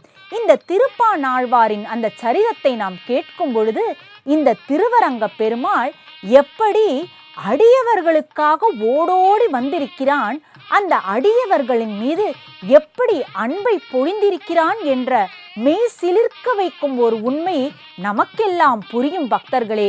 திருப்பான் ஆழ்வார் என்பவர் யார் என்றால், திருவரங்கத்திற்கு பக்கத்தில் உள்ள உறையூர் என்ற திவ்ய தேசத்தில் ஒரு கார்த்திகை மாதம் ரோகிணி நட்சத்திரத்தில் பாணர் குலத்தில் பிறந்தவர். அவருக்கு அந்த குல வழக்கப்படி ஒரு அழகான வீணையை மீட்டிக்கொண்டு அருமையாக பாட வரும். ஆனால் திருவரங்க கோவிலுக்குள் வரமாட்டார். என்ன செய்வார் என்றால், தூரத்தில் இருந்தே அந்த பெருமாளின் கோபுர தரிசனத்தை மட்டும் பார்த்து கொண்டே இருப்பாராம். இதோ இன்று கூட நாம் தூரத்தில் இருந்தேதானே அந்த பெருமாளை தரிசித்து கொண்டே இருக்கிறோம். தூரத்தில் இருந்துதான் நாம் பார்க்கிறோம் என்று நாம் நினைத்து கொண்டிருக்கிறோம். அப்படியெல்லாம் கிடையவே கிடையாது. நம்முடைய இதய குகைக்குள்தான் இருக்கிறார் பெருமாள். இதோ பாம்பனையின் மேல் பள்ளி கொண்டிருக்கும் பெருமாள், பல தேவர்களும் முனிவர்களும் சேவித்துக் கொண்டிருக்கும் பெருமாளை நாம் எங்கே தூரத்தில் இருந்து பார்த்து கொண்டிருக்கிறோம்? கிட்டத்தில் இருந்துதானே பார்த்து கொண்டிருக்கிறோம். இதே எண்ணம் தான் அந்த திருப்பாணாழ்வாருக்கும் அன்று இருந்தது. தினம் என்ன செய்வார் தெரியுமா? அதிகாலையில் காவிரி கரைக்கு செல்வார். அந்த காவிரியில் நீராடிவிட்டு அந்த ஸ்ரீரங்க கோபுரம்தான் அவ்வளவு அழகாக உயரமாக இருக்கிறதே, அந்த கோபுரத்தின் மீது தன் பார்வையை செலுத்துவார். இரு கைகளையும் அந்த கோபுரத்தை நோக்கி கைகூப்புவார். கோபுரத்தை நோக்கி கைகூப்பிவிட்டு, இந்த கோவிலில்தானே, இந்த கோபுரத்தின் கீழ்தானே அரங்கன் பள்ளி கொண்டிருக்கிறான், அந்த அரங்கனின் திருச்செவியில் விழும்படி பாட்டிசைப்போம், நமக்கு தெரிந்த அந்த பண்ணை கொண்டு பாட்டிசைப்போம் என்று தன் கையில் இருக்கக்கூடிய அந்த வீணையை மீட்டிக்கொண்டே இந்த திருவரங்கத்தின் மீது, இந்த திருவரங்க பெருமாளின் மீது, திருமாலின் மீது தனக்கு தெரிந்த அழகான தமிழில், அந்த தமிழ் வார்த்தைகளில் பாட்டு பாடிக்கொண்டே இருப்பாராம். கண்களை மூடிக்கொண்டிருப்பார் திருப்பாணாழ்வார். ஏனென்றால் அவருடைய இதய கோயிலுக்குள்ளேதானே, அந்த இதய குகைக்குள் தானே பெருமாள் இருக்கிறார். கண்ணை திறந்து கோபுரத்தை ஒரே ஒரு முறை பார்ப்பார், அவ்வளவுதான். பின்பு கண்களை மூடிக்கொண்டு தனக்குள் வாசம் செய்யக்கூடிய அந்த பாம்பனை வாசனை, அந்த பார்க்கடல் நேசனை, அந்த பக்தர்களின் வாசனை, பக்தர்களின் நேசனை நினைத்து கொண்டு தான் பாட்டு பாடிக்கொண்டே இருப்பாராம். இந்த அர்ச்சகர் சுவாமிகளின் வழக்கம் என்ன தெரியுமா? திருவரங்கத்தில் தினமும் இந்த பெருமாளுக்கான திருமஞ்சனம், அதாவது நீர் கொண்டு அபிஷேகம் செய்வதற்காக காவிரியை நோக்கி வருவார்கள் அர்ச்சக சுவாமிகள். அதுவும் நம் பெருமாளுக்கு எப்படி தெரியுமா தினம் திருமஞ்சனம் நடக்கும்? வெந்நீரை, அந்த காவிரியில் இருந்து நீரை கொண்டு வந்து அந்த வெந்நீரில் பச்சை கற்பூரம் என்ன, குங்குமப்பூ என்ன, சந்தனம் என்ன என எல்லாவற்றையும் கலந்துதான் இந்த பெருமாளுக்கே அவர்கள் திருமஞ்சனத்தை செய்வார்கள்.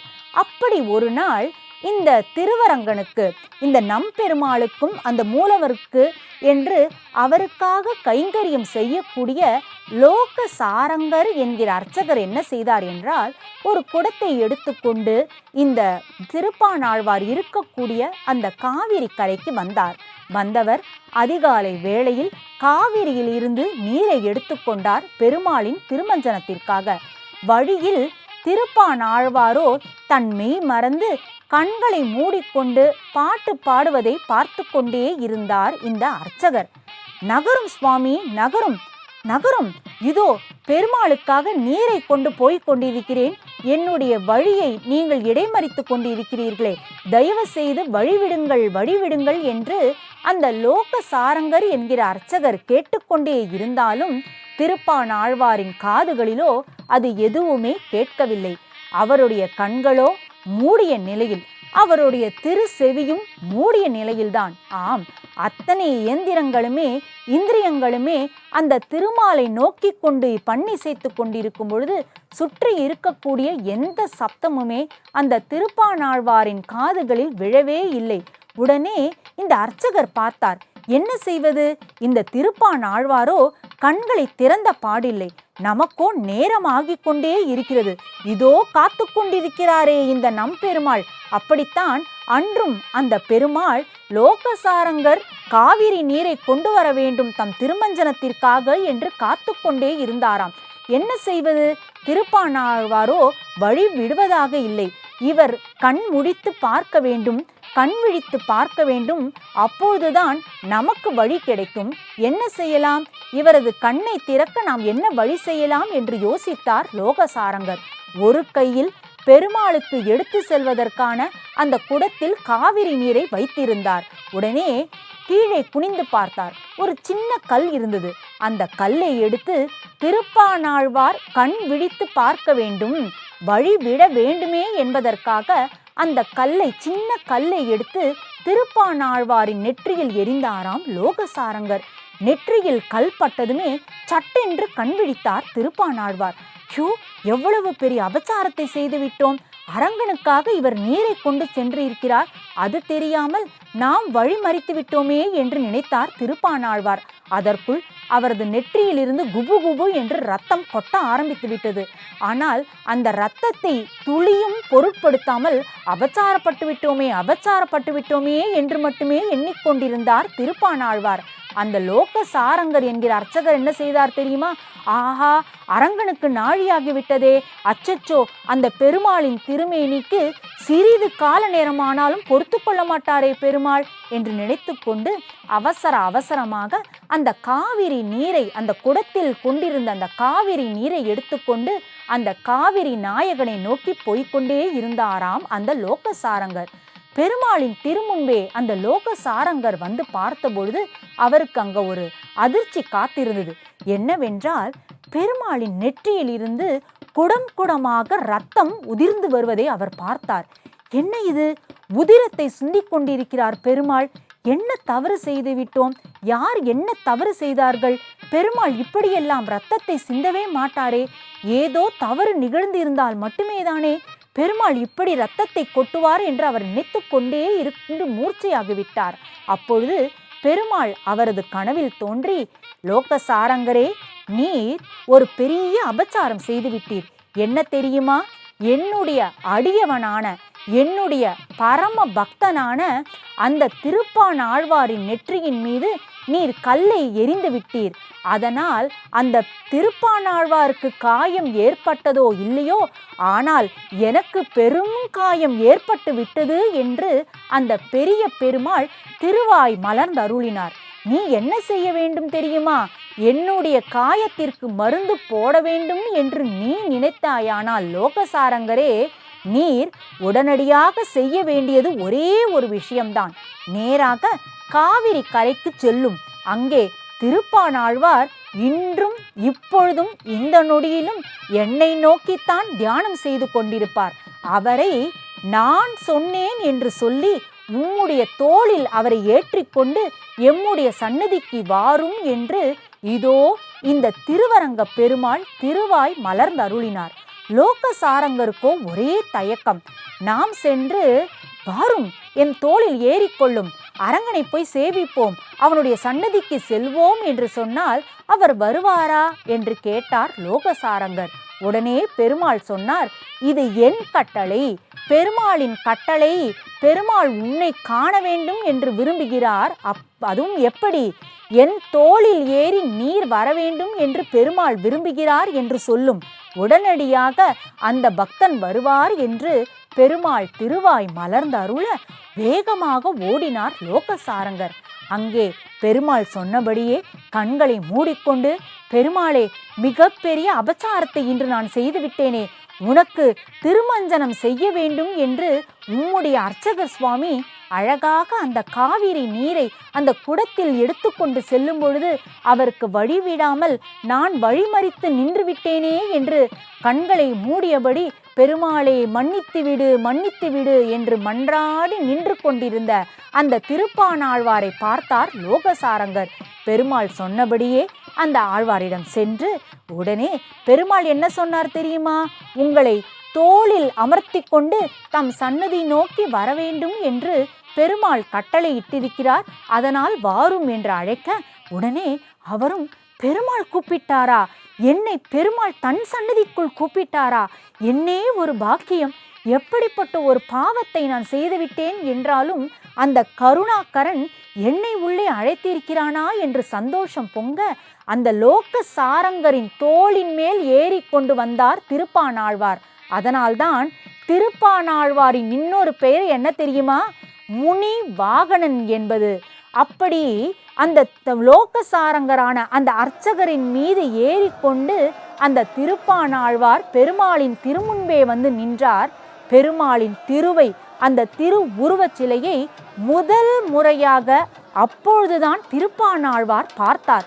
பார்த்ததுமே அவருக்கு வார்த்தைகள் வரவில்லை. எவ்வளவு பெரிய திருமேனி, அந்த அகன்ற திருக்கண்கள், தெற்கு நோக்கி படுத்திருக்கிறார் பெருமாள். அந்த அகன்ற திருக்கண்ணின் அழகே என்னவென்று சொல்வது? அந்த அழகான பெரிய புஜங்கள், அதன் அழகே என்னவென்று சொல்வது? அந்த அழகான திருவடியை என்னவென்று சொல்வது? இதோ சொர்க்கவாசலை திறந்து கொண்டு பெருமாள் திருவோடு அந்த திருமகள்களோடு நம்மோடு வந்து கொண்டிருக்கிறார் அல்லவா இப்பொழுது. அப்படித்தான் அன்றும் திருப்பானாழ்வார் பெருமாளின் வாசற் கதவை திறந்து கொண்டு அன்று பெருமாள் இருந்த காட்சியை பார்த்தார். பார்த்ததும் என்ன செய்வதென்றே அவருக்கு தெரியவில்லை. உடனே என்ன பண்ணார்? 10 பட்டென்று 10 பாசுரங்கள் அந்த பெருமாளின் திருவடி தொடங்கி திருமுடி வரை 10 பாசுரங்களை இட ஆரம்பித்தார். அந்த 10 பாசுரங்கள் தான் அமலனாதி பிரான் என்று அழைக்கக்கூடிய பாசுரங்கள். திருப்பானாழ்வார் எழுதிய அந்த அமலனாதி பிரானுக்கு பிரபந்தத்தில் ஒரு தனி ஒரு ஏற்றம் உண்டு. அப்படி திருமுடி முதல் திருவடி முதல் பெருமாளின் திருமுடி வரை வர்ணித்து கொண்டே போனார் பெருமாள். இதோ அழகாக வந்து கொண்டிருக்கும் அந்த காஞ்சிபுர பெருமாளையும் பார்த்து கொண்டிருக்கிறோம். 2 புறமும் அழகான தேவியர் புடைசூழ எவ்வளவு அழகாக அதோ அந்த பெருமாளின் மேல் இருக்கும் அந்த குடை கூட சுழன்று சுழன்று ஆடுகிறது. இதோ பெருமாள் வந்துவிட்டார், சொர்க்க வாசலின் வழி வந்துவிட்டார். நமக்கெல்லாம் அந்த வைகுண்ட பிராப்தியை தருவதற்காக இதோ உங்கள் கண்முன்னே நம் கண்முன்னே பெருமாள் வந்துவிட்டார் வந்துவிட்டார் என்று அந்த குடை கூட குதூகலிக்கும் அழகை பார்க்கிறோம் அல்லவா. அப்படித்தான் திருப்பானாழ்வாரும் அன்று பெருமாளின் திருவடி முதல் அந்த கமல பாதம் வந்து கமல பாதம் வந்து என் கண்ணின் உள்ளன ஒக்கின்றதே என்று திருமுடி திருப்பாதம் முதல் திருவடி முதல் ஒவ்வொரு அவயமாக பெருமாளின் ஒவ்வொரு அங்கமாக வர்ணித்து கொண்டே வந்தார். கடைசி பாசுரத்தில் பெருமானின் அந்த கடை கண்களை பார்க்கிறார், திருமுடியை பார்க்கிறார். அந்த கடை கண்கள் இதோ பார்த்து கொண்டிருக்கிறோம் பாருங்கள். அந்த நம் பெருமாளின் கடை கண்ணையும் காஞ்சிபுர பெருமாளின் கடை கண்ணையும் திருவல்லிக்கேணி பெருமாளின் கடை கண்ணையும் பார்த்தோம் அல்லவா, பார்த்து கொண்டிருக்கிறோம் அல்லவா. அப்படித்தான் திருப்பானாழ்வார் திருவரங்கநாதனின் கடை கண்களை பார்த்தார். பார்த்தவர் என்னவென்று கடைசியாக பாசுரமிட்டார் தெரியுமா? அந்த 10வது பாசுரம், கொண்டல் வண்ணனை கோவலனாய் வெண்ணெயுண்ட வாயன் என் உள்ளம் கவர்ந்தானே அண்டர்கோன் அணி அரங்கன் என் அமுதினை கண்ட கண்கள் மற்றொன்றினை காணாவே என்றார். இதோ என் கண்கள் பற்ற பாக்கியம் என்ன தெரியுமா? அண்டர்கோனான இந்த அரங்கனை பார்த்து விட்டேன், அந்த அமுதத்தை நான் பருகிவிட்டேன். இனி இந்த வாழ்வு எனக்கு போதும். இந்த கண்கள் இனி வேறு யாரையும் எந்த வஸ்துவையும் எந்த பொருளையும் பார்க்கவே கூடாது என்று திருப்பானாழ்வார் அன்று பெருமாளின் திருமுன்பே அந்த 10வது பாசுரத்தை பாடி முடித்தாரோ இல்லவோ, உடனடியாக அந்த திருப்பானாழ்வாருக்கு வைகுண்ட பிராப்தியையே கொடுத்து விட்டார் அந்த திருவரங்க பெருமாள்.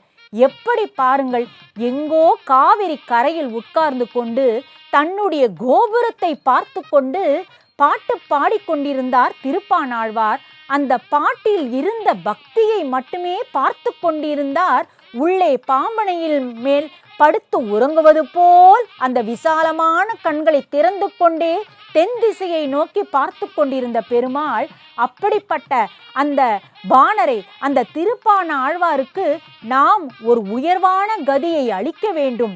உண்மையான பக்தி கொண்டவருக்கு எப்படிப்பட்ட பரிசு என்பது கிடைக்கும் என்பதை இந்த உலக மக்களுக்கு நாம் சொல்ல வேண்டும் என்பதற்காகவே அந்த பாணர் பெருமாளை பெருமாள் உள்ளே அழைத்தார், பாட்டுக்களை பாட வைத்தார்.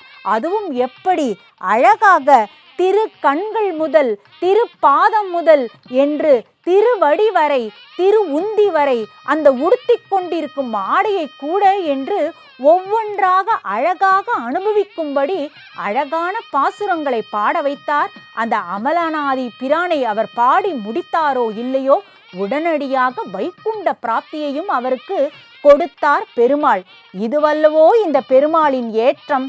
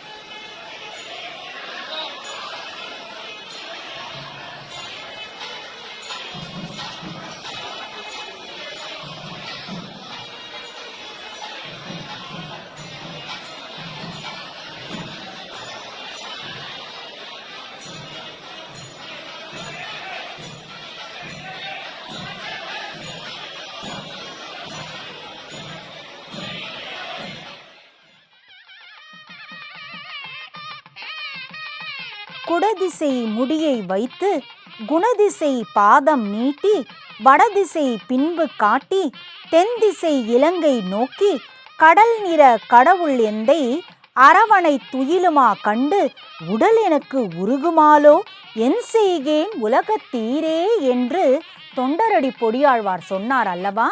அப்படி தென் திசை நோக்கி பெருமாள் சயனித்திருக்க காரணம் என்ன? அந்த ரங்கநாத பெருமாள் ஸ்ரீரங்கத்திற்கு வந்ததற்கான காரணம் என்ன என்பதை இன்று நாம், அதுவும் இந்த வைகுண்ட ஏகாதசி நாளான இன்று சிரவணம் செய்வது, கேட்பது, அறிந்து கொள்வது என்பது ஒரு அற்புதமான விஷயம் அல்லவா? அரங்கநாதர் திருவரங்கத்திற்கு வந்த வைபவமே ஒரு சுவையான வைபவம்தான்.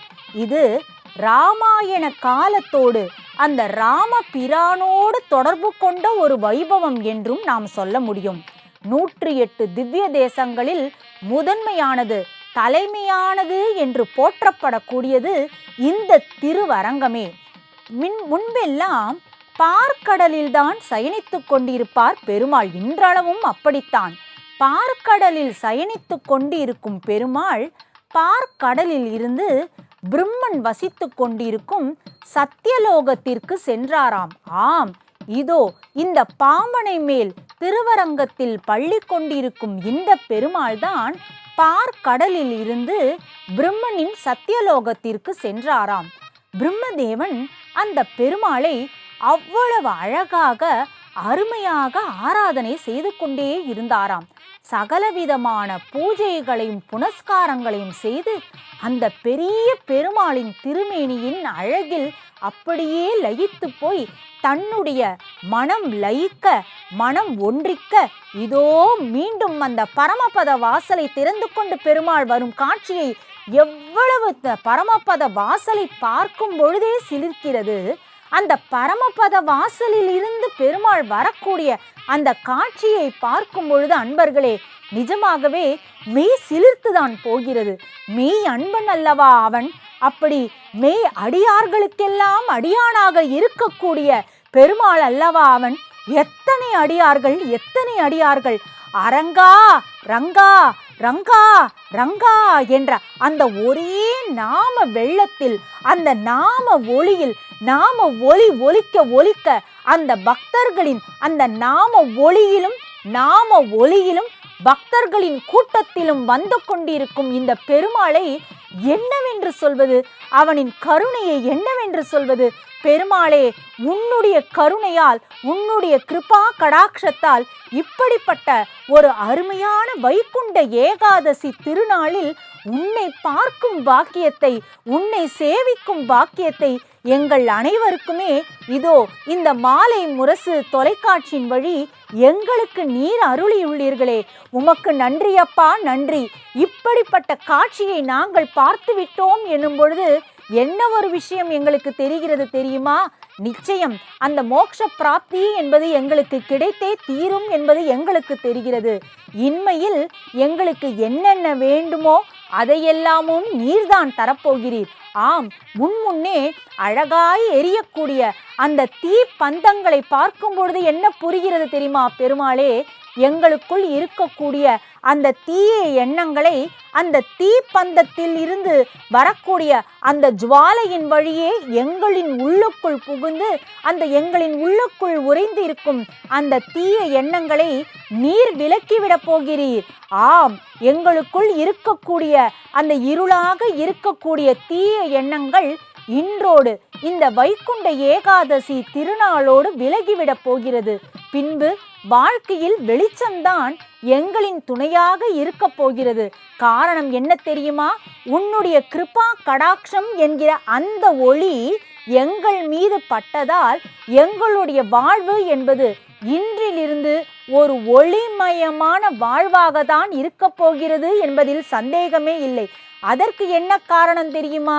ரங்கா ரங்கா ரங்கா ரங்கா என்று இன்று முதல் உன்னை உச்சரித்து கொண்டே இருக்க போகிறோம். உன் திருநாமத்தை உச்சரித்து கொண்டே இருக்கிற போகிறோம். உன்னுடைய சிந்தை என்பது ஒளிமயமாக அந்த ஒளியையே, அந்த ரங்கா ரங்கா என்கிற ஒளியையே உமக்கு மாலையாக நாங்கள் சூட்டப் போகிறோம். அர்ச்சகர் சுவாமிகளும் அந்த அடியார்களும் அந்த அரங்கனை பின்தொடர்ந்து வந்து கொண்டிருக்கும் அழகு என்னவென்று சொல்வது? பெருமாள் எப்படி திருவரங்கத்திற்கு வந்தார் என்ற வைபவத்தை நாம் சேவிப்பதற்கு, நாம் சொல்லி சொல்லி அனுபவிப்பதற்கு இந்த காட்சி எவ்வளவு தோதாக அமைந்திருக்கிறது அல்லவா?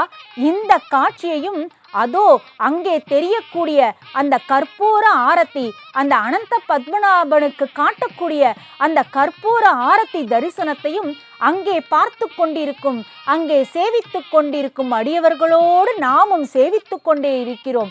அரசு அதிகாரிகள் என்ன, அரசு நிர்வாகத்தினர் என்ன, எத்தனை அடியவர்கள் அத்தனை பேருமே இந்த கற்பூர ஆரத்தியில் அழகாக நட்சத்திரங்களைப் போல, நட்சத்திர கூட்டங்களைப் போல காட்டப்படும் இந்த கற்பூர ஆரத்தியில் உன்னுடைய திருவடி தரிசனத்தை பார்த்து கொண்டிருக்கிறார்கள். அனந்த பத்மநாபனே, உம்முடைய திரு கண்களின் அழகையும் அந்த அனந்த சயனமாக அந்த பாம்பனையின் மீது நீர் பள்ளி கொண்டிருக்கும் அழகையும், அந்த வலது கையை தலையின் மீது வைத்து கொண்டிருக்கும் அந்த அழகையும் அவர்கள் பார்த்து கொண்டிருக்கிறார்கள், ரசித்து கொண்டிருக்கிறார்கள். நேரடியாக நாங்களும் பார்த்து கொண்டுதான் இருக்கிறோம், ரசித்து கொண்டுதான் இருக்கிறோம். உன்னுடைய அந்த லாவண்ய சௌந்தரியத்தை, லாவண்ய ஸ்வரூபத்தை இதோ இந்த தொலைக்காட்சியின் வழியாக நாங்களும் பார்த்து கொண்டுதான் இருக்கிறோம். இதோடு கூடவே திருவரங்கத்திற்கு எப்படி பெருமாள் வந்தார் என்ற கதையையும் தொடர்ந்து நாம் அனுபவிப்போம்.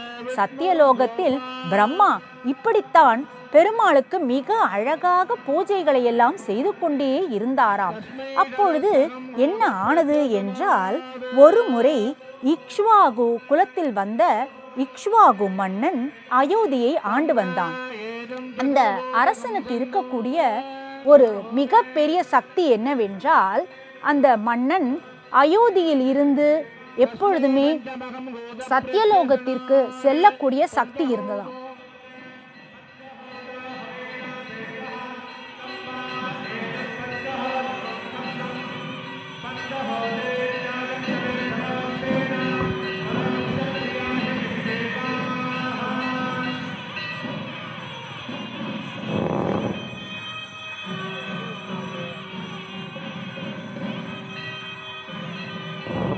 ओम अग्निर्नपादकृत्तिकाः नक्षत्रं देवमिन्द्रिया इदमासां विचक्षणो अविरासञ्जिगोदन यस्य भान्तिरस्मयो यस्य केशवः देवा विश्वा भुवनानि सर्वा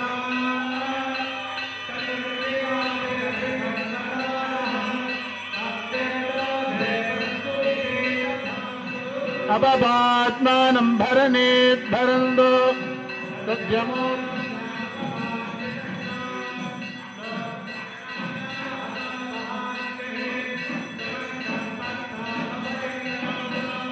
यस्मिन् नक्षत्रे यमे दिवाजा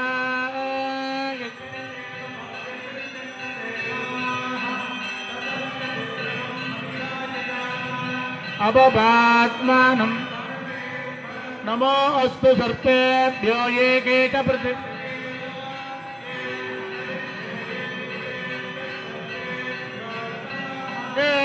रोजने दिवो ये वासूर्यस्तु रश्मिषो येषामप्यत्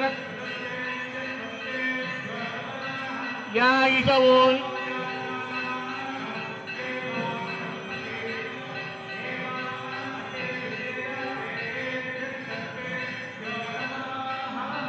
आसनार्थमस्तोपचारान् समर्पयामि धूपमाग्रापयामि दीपं दर्शयामि धूपदीपानन्तरमाचमनीयं समर्पयामि भूर्भुवस्वाहा हिरण्यपात्रं मदः पूर्णं दधाति पदव्यासानेति एकता ब्रह्मणम्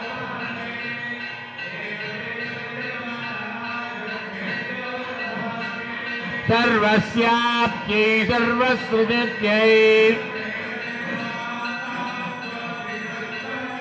परस्परसेवितं देवं विश्वाख्यं विश्वसम्भवं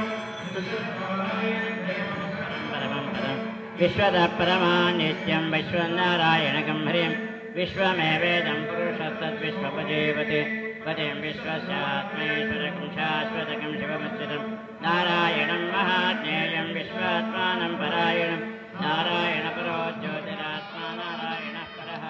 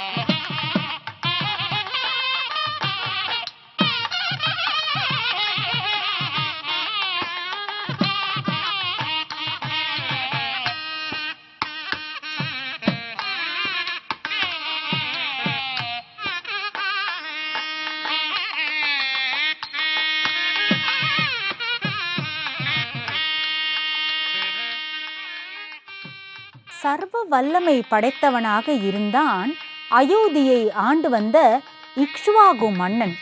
எப்படிப்பட்ட வல்லமை என்றால், பூலோகத்தில் இருக்கக்கூடிய அயோத்தியில் இருந்து மேலே இருக்கக்கூடிய பிரம்மாவின் சத்தியலோகத்திற்கு சர்வ சாதாரணமாக சென்று வரக்கூடிய சக்தி கொண்டவனாக இருந்தானாம் அந்த இக்ஷ்வாகு மன்னன். அதனால் ஒரு முறை சத்தியலோகத்திற்கு சென்று பிரம்மதேவனை பார்த்தான் இக்ஷ்வாகு மன்னன். பிரம்மதேவனை மட்டுமா பார்த்தான் அங்கே? இதோ நம் பெருமாள் உற்சவராக வந்து கொண்டிருக்கிறாரே, அவருடைய அந்த மூல மூர்த்தியான அந்த பெரிய பெருமாளான அந்த அரங்கனையே அங்கே சத்தியலோகத்தின் அரங்கிலே பார்த்தானாம் இக்ஷ்வாகு குல மன்னன். இக்ஷ்வாகு மன்னன், அவன் பெயரே இக்ஷ்வாகு மன்னன் தான். அந்த இக்ஷ்வாகு குலத்தில் வந்த முதல் மன்னனும் அவனே. அந்த பெரிய பெருமாளின் அழகையும் அந்த பிரம்மதேவன் அவருக்கு செய்யக்கூடிய அந்த பூஜைகளின் அழகையும் பார்த்து மதிமயங்கி விட்டான் இக்ஷ்வாகு மன்னன். தினம் வந்து இந்த பெருமாளை சத்தியலோகத்தில் சேவித்து கொண்டே இருக்க வேண்டும். இந்த பெருமாளின் தரிசனம் என்பது நமக்கு கிடைத்து கொண்டே இருக்க வேண்டும் என்பதற்காகவே தினம் தினம் அயோத்தியில் இருந்து சத்தியலோகத்திற்கு வந்து அந்த பிரம்மனால் ஆராதனை செய்யப்பட்டு கொண்டிருந்த அந்த பாம்பனையின் மேல் பள்ளி கொண்டிருந்த அந்த பெரிய பெருமாளை தரிசனம் செய்து கொண்டே இருந்தானாம் இக்ஷ்வாகு மன்னன். திடீரென அவனது மனதிற்குள் ஒரு எண்ணம் தோன்றியது. என்ன தெரியுமா?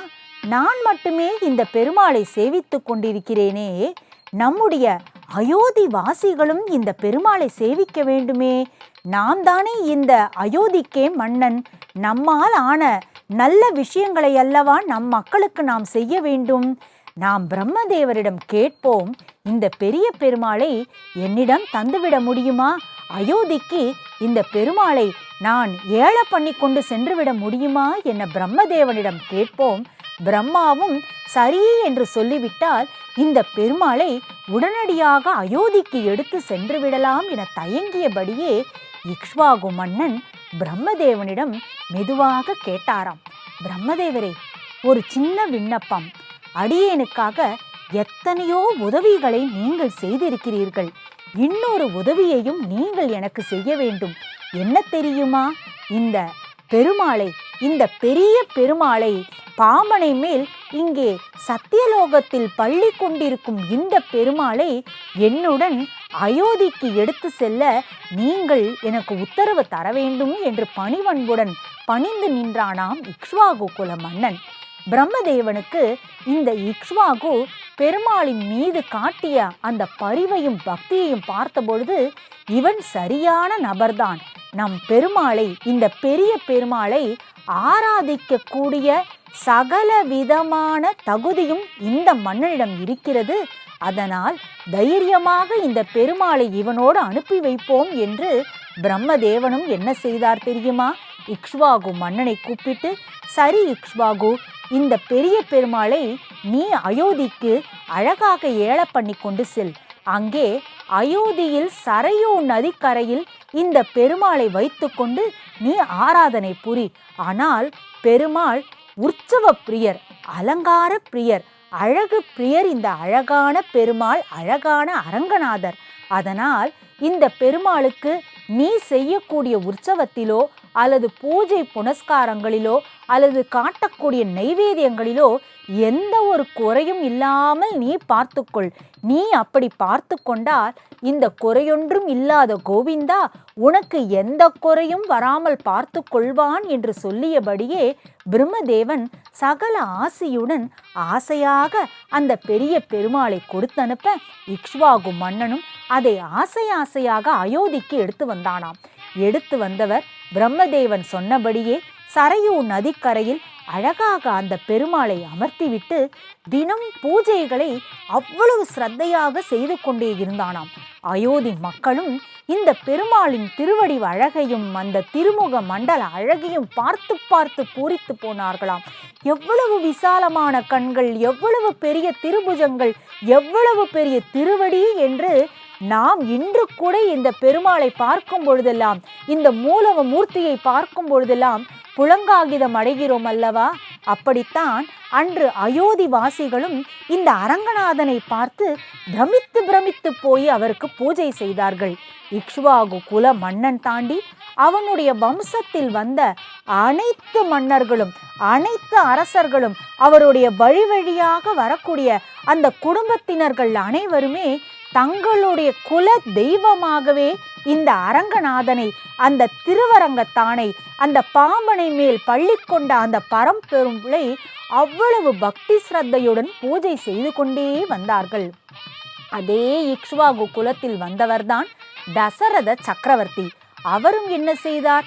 மிக அழகாக அருமையாக பிரம்மலோகத்திலிருந்து வந்தவர் அல்லவா இந்த பெருமாள்?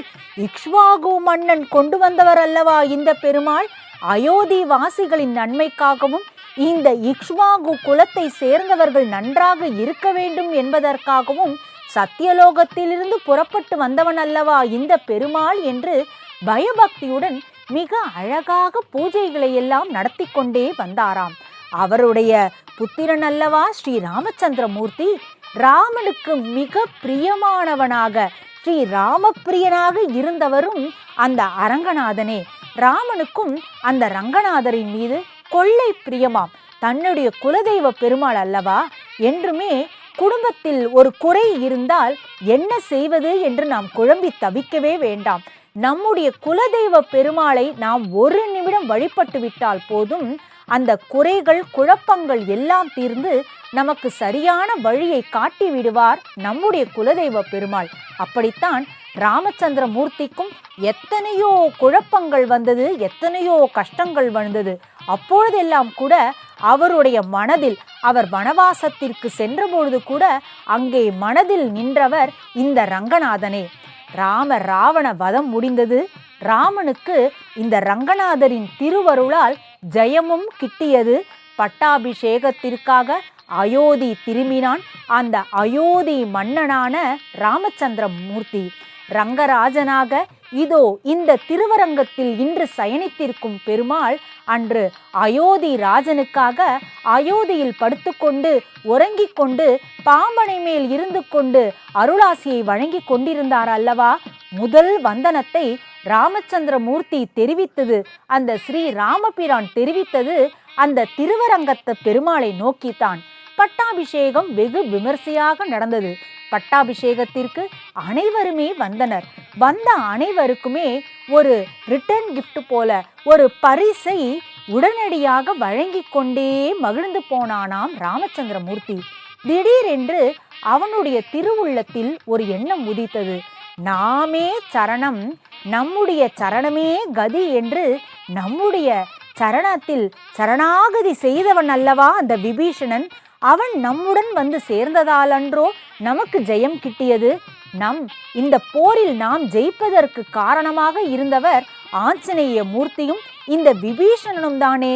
அதனால் ஆஞ்சநேயருக்கும் ஒரு நல்ல பரிசை கொடுக்க வேண்டும், அதே போல இந்த விபீஷணருக்கும் ஒரு நல்ல பரிசை கொடுக்க வேண்டும் என்று முடிவு செய்தான் ஸ்ரீராமச்சந்திரமூர்த்தி. அதனால் என்ன செய்தான்? விபீஷணரை அந்த இலங்கைக்கு அரசனாக மாற்றி இலங்கையின் அரசனாக பட்டாபிஷேகம் செய்தான். அடுத்ததாக என்ன செய்தான் தெரியுமா? தான் அதுவரை ஆராதித்து வந்த தன்னுடைய பிரியமான அந்த பெரிய பெருமாளை தன்னுடைய பிரியமான அந்த விபீஷணருக்கு பட்டாபிஷேக பரிசாக அளித்து மகிழ்ந்தானாம் பெருமாள். விபீஷணருக்கு திக்கு முக்காடி போனது. ஆஹா பெருமாளே, உன்னுடைய அந்த வாத்சல்யத்தை, உன்னுடைய அந்த திருவருளை நான் என்னவென்று சொல்வது? நீ ஆராதித்து வந்த இந்த பெரிய பெருமாளின் திரு உருவையை எனக்கு பரிசாக கொடுத்து விட்டீரே, என்ன ஒரு பாக்கியம், என்ன ஒரு பாக்கியம் என்று புலங்காங்கிதம் அடைந்தானாம் விபீஷணன். விபீஷணனிடம் ராமர் என்ன சொல்லி அனுப்பினார் தெரியுமா? சத்தியலோகத்தில் பிரம்மதேவன் சொன்ன அதே வார்த்தையை தான் விபீஷணனிடம் சொன்னார் ராமர். ஆம், இந்த பெருமாள் உற்சவ பிரியர், அலங்கார பிரியர். அவருக்கு எல்லா திருவிழாக்களும் வெகு விமர்சையாக பெரிய அளவில் நடக்க வேண்டும். அடியார்களை பார்த்து சந்தோஷப்படக்கூடியவன் இந்த பெருமாள். அதனால் அவனை நிறைய அடியார்கள் வந்து சேவிக்கும்படி நீ செய்ய வேண்டும். ஒரு பெரிய கோவிலை அவனுக்காக நீ இலங்கையில் அமைக்க வேண்டும்.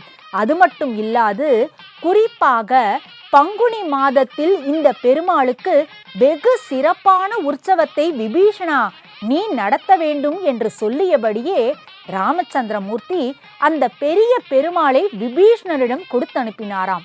அந்த ரங்க விமானத்தோடு அந்த ரங்கநாதரை ஏல பண்ணி கொண்டு பறந்து சென்றானாம் விபீஷணன். பறந்து கொண்டே வந்தான் இலங்கையை நோக்கி, தென் திசையை நோக்கி விபீஷணன். அவன் வரும்பொழுது ஒரு இடத்தில் மிக அழகான வளம் பொருந்திய இயற்கை வளங்கள் பொருந்திய அந்த திருவரங்கத்தை மேலிருந்து பார்த்தான். இரண்டு புறமும் காவிரி அழகாய் பாய்ந்து கொண்டிருக்கிறார். நடுவில் அழகான மணல் திட்டு இருக்கிறது. இது எவ்வளவு அழகான ஊராக இருக்கிறதே, எவ்வளவு அருமையான இடமாக இருக்கிறதே என்று அவன் நினைத்து கொண்டே வந்து கொண்டிருக்கிறான். இதோ கருட வாகனத்தில் வரக்கூடிய பெருமாளை நாம் பார்த்து கொண்டிருக்கிறோம். அன்று விபீஷணன் தன் திரு கைகளில் ஏந்தி கொண்டு பெருமாளை வந்ததைப் போலவே சற்று முன் திரையில் கருட பகவான் பெருமாளை ஏந்தி கொண்டிருக்கும் காட்சியை பார்த்தோம். விபீஷணன் அந்த காவிரி கரை அழகில் தன் மனதை தொலைத்து விட்டான் அல்லவா? இன்று நாம் எல்லாமே அந்த காவிரி கரை நாயகனின் அழகில், அவனுடைய அந்த திருவடி அழகில், அந்த திருவடியில் இருக்கக்கூடிய அந்த நகங்களில் இருக்கக்கூடிய அந்த நகைகளையும் அந்த திருவாபரணங்களையும் அவனுடைய அந்த குமிழ் சிரிப்பின் அழகிலும் நாம் நம் மனதையெல்லாம் இதோ தொலைத்து கொண்டே இருக்கிறோமே. அப்படித்தான் அன்று விபீஷண ஆழ்வாரும் அந்த காவிரியின் அழகில் தன் மனதை தொலைத்து விட்டானாம். தொலைத்தவன் யோசித்தான், அடடா, ராமச்சந்திரமூர்த்தி சொன்னதைப் போல பங்குனி மாதம் வந்துவிட்டதே. பங்குனி மாதத்திற்கு இந்த பெருமாளுக்கு உற்சவம் நடத்த வேண்டுமே. நாம் இலங்கைக்கு செல்ல இன்னும் சிறிது காலம் ஆகுமே. இவனுக்கு உற்சவம் என்பது சரியான காலத்தில் நடந்துவிட வேண்டுமே என்று எண்ணிய விபீஷண ஆழ்வார் டமால் என அங்கிருந்து அந்த இருபுறமும் காவிரி மாலையாக கோர்க்க நடுவில் மணல் திட்டாக இருந்த இடத்தில் அந்த பெருமாளை அந்த ஸ்ரீரங்க விமானத்தோடவே அப்படியே கொண்டு வந்து இறக்கினானாம். இறக்கிய கையோடு என்ன செய்தான்? அரசன் அல்லவா, இலங்கைக்கே அரசன் அல்லவா அவன். அதனால் தன்னிடம் இருந்த பொருட்களை எல்லாம் செலவு செய்து மிக மிக பிரம்மாண்டமாக அந்த பெரிய பெருமாளுக்கு வெகு விமர்சையாக பெரிய பெருமாளுக்கு ஏற்றபடி பெரிய உற்சவத்தை, அந்த முதல் பங்குனி உற்சவத்தை நடந்து மகிழ்ந்தான் விபீஷண ஆழ்வார். இவ்வளவு அழகாக உற்சவம் நடந்தது. இன்று அடியவர்கள் எல்லாம் அங்கங்கே வைணவ கோவில்களில் சென்று பெருமாளை சேவிப்பதைப் போல, இந்த நம்பெருமாளை சேவிப்பதைப் போல அன்றும் அந்த திருவரங்கத்து இருக்கக்கூடிய அத்தனை அடியவர்களும் அந்த பெருமாளுக்கு நடக்கக்கூடிய அந்த பங்குனி உற்சவத்தை உற்சாகம் சிறிதும் குறையாமல் வந்து சேவித்தார்கள். சேவித்த அடியவர்களில் தர்மவர்மன் என்ற சோழ அரசனும் வந்தான். பெருமாளின் திருமேனி அழகில் மதிமயங்கி போனான். இவ்வளவு ஒரு அழகான பெருமாளா? இந்த பெருமாளை பார்த்த மாத்திரத்திலேயே தன்னுடைய மனதில் இருந்த சஞ்சலங்கள் எல்லாம் தானாக விலகி வருவதை உணர்ந்தான் சோழ மன்னன். இந்த பெருமாளை இந்த இடத்தை விட்டு போக சொல்லக்கூடாது. பெருமாள் இங்கிருந்து கிளம்பி இலங்கை போய்விடுவார் என்று இந்த விபீஷணன் சொல்கிறாரே, இவர் இங்கிருந்து புறப்பட்டு இலங்கைக்கு போய்விட்டார் நம்மால் தினம் தினம் அல்லது வாராவாரமோ அல்லது மாதமோ சென்று இலங்கைக்கு சென்றா இந்த பெருமாளை சேவிக்க முடியும். அதனால் இந்த பெருமாள் இங்கேயே தங்கிவிட வேண்டும். அதற்கு இந்த பெருமாளே நமக்கு ஆசி புரிய வேண்டும் என்று பெருமாளை மனதிற்குள் வேண்டிய அந்த சோழ அரசன் என்ன செய்தான் தெரியுமா? விபீஷணனின் கால்களில் விழுந்தான். விபீஷணன் எப்படி அந்த ராமரிடம் சரணாகதி செய்து அந்த சரணத்தில் தன்னை இணைத்து கொண்டானோ அப்படித்தான் அந்த சோழ அரசனும் இந்த திருவரங்க பெருமாள் இந்த திருவரங்கத்திலேயே இருக்க வேண்டும், இந்த திருவரங்கத்தையே தம்முடைய அரங்கமாக நினைத்து கொண்டு இந்த பெருமாள் தன்னுடைய ராஜ்யத்தை நடத்த வேண்டும். நான் பேருக்கு தான் அரசன், என்னால் எதுவுமே செய்ய முடியாது. இந்த பெருமாள் தான் இந்த உலகிற்கே அரசன்.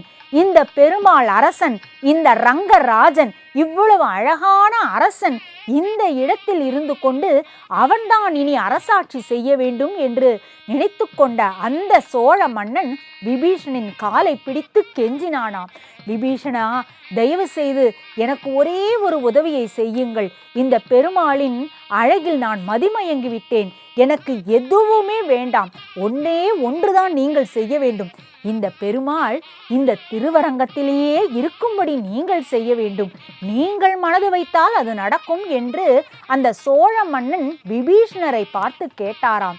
அதற்கு விபீஷணர் சொன்னாராம், என் திருவுள்ளத்தை விடுங்கள். பெருமாளின் திருவுள்ளம் என்பது இந்த திருவரங்கத்தில் இருக்க வேண்டும் என்று அந்த பெருமாள் முடிவு செய்துவிட்டால் இந்த இடத்தை விட்டு அந்த பெருமாள் நகர மாட்டார், நகர மறுப்பார் என்று சொன்னபடியே அந்த பெரிய பெருமாளின் முகத்தை பார்த்தாராம் விபீஷணர். அந்த ரங்க விமானத்தை அவன் தூக்க வேண்டும் என்று நினைத்த பொழுது நகர மறுத்துவிட்டாராம் பெருமாள்.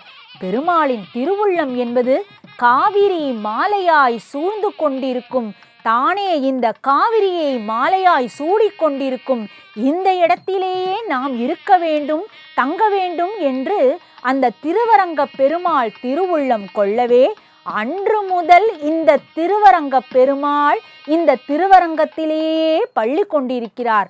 அன்று விபீஷணன் நமக்கு செய்த உதவி, அந்த ராமச்சந்திரமூர்த்தி தான ஆராதித்த பெருமாளை நாம் எல்லாம் பார்க்க வேண்டும் என்பதற்காக யுகங்கள் தாண்டியும் நாம் இந்த பெருமாளை தரிசிக்க வேண்டும் என்பதற்காக கரிசனத்தால் செய்த ஒரு உதவியால் அன்றோ இன்று அந்த மூலவ பெருமாளையும் இதோ இந்த கஸ்தூரி திலக்கமிட்ட அந்த உற்சவ மூர்த்தியான அந்த நம்பெருமாளையும் கதாயுதத்தோடு பாண்டியன் கொண்டையோடு அழகான திருக்கால்களில் சலங்கைகள் பூட்டிய வண்ணம் நின்று கொண்டிருக்கும் இந்த நம்பெருமாளையும் நாம் சேவித்து கொண்டிருக்கிறோம்.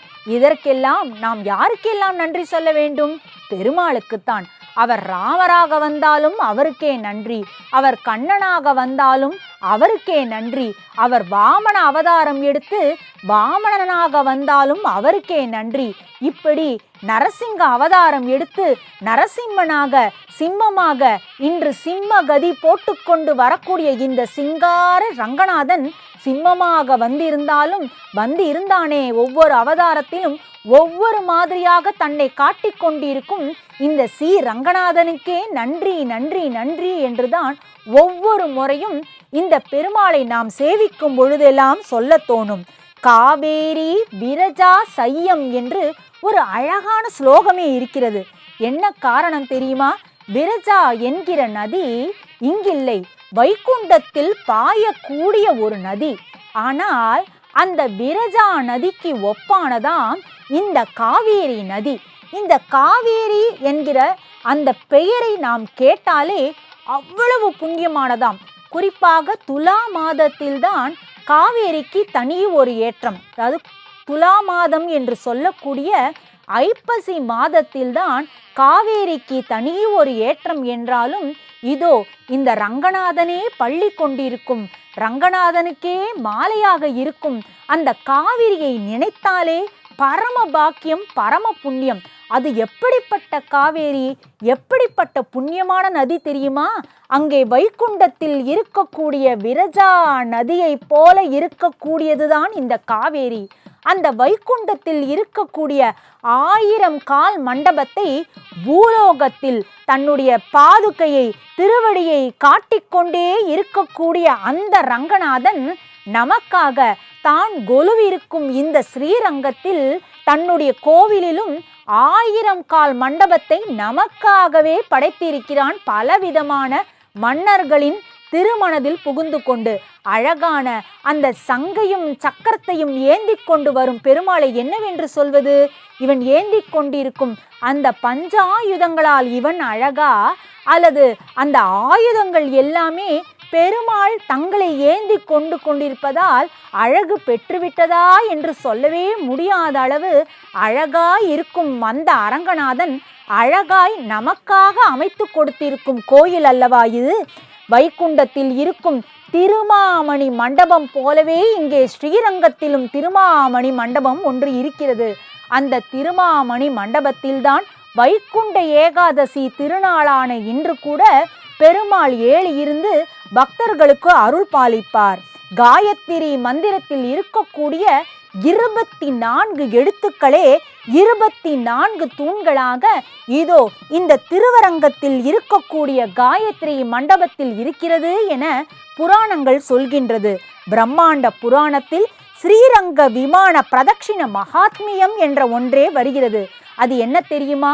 இந்த ஸ்ரீரங்க விமானத்தை நாம் மனதில் நினைத்து கொள்ளும் பொழுதும், அந்த ஸ்ரீரங்க விமானத்தை நாம் தரிசிக்கும் பொழுதும், அந்த ஸ்ரீரங்க விமானத்தை எத்தனை முறை பிரதட்சணம், எத்தனை முறை நாம் வலம் வருகிறோமோ அவ்வளவுக்கு அவ்வளவு மிக சிரேஷ்டமான, மிக புண்ணியமான ஒரு விஷயம் என்றே புராணங்கள் சொல்கின்றது.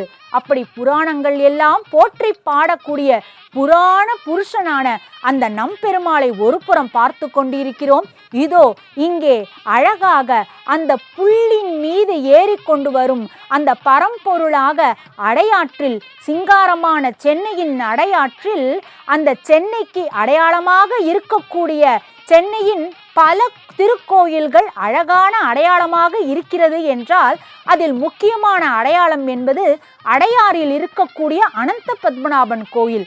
அந்த திருக்கோயிலில் ஆஹா, அந்த கருடன் மீது எவ்வளவு ஜம் என்று அங்கே ரங்கராஜாவை பார்க்கிறோம், இங்கே அனந்த பத்மராஜாவை பார்த்து கொண்டிருக்கிறோம்.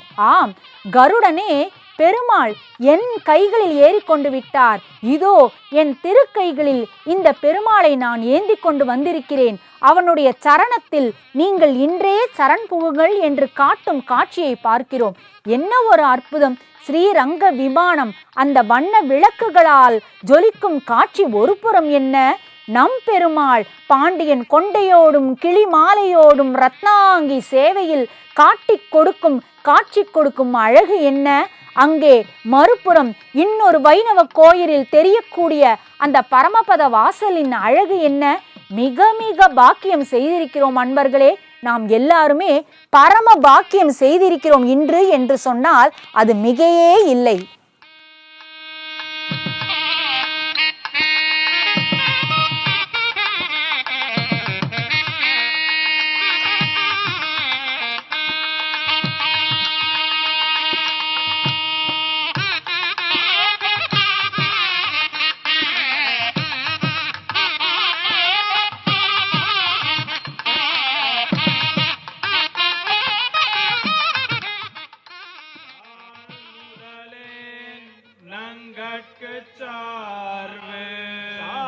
நமக்கென்றம் சக்கரத்தான் தந்துழாய் தார்வாய் வரை மார்பன் தான் முயங்கார்ந்தவானமரும்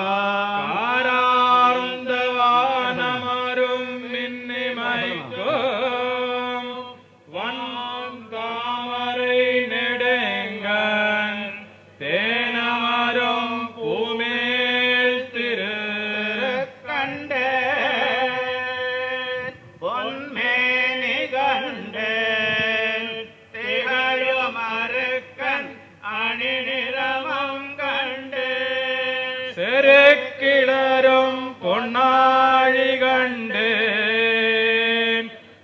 சங்கம் கை கண்டேன் என்னாழி ஒன்னன் பால் என்று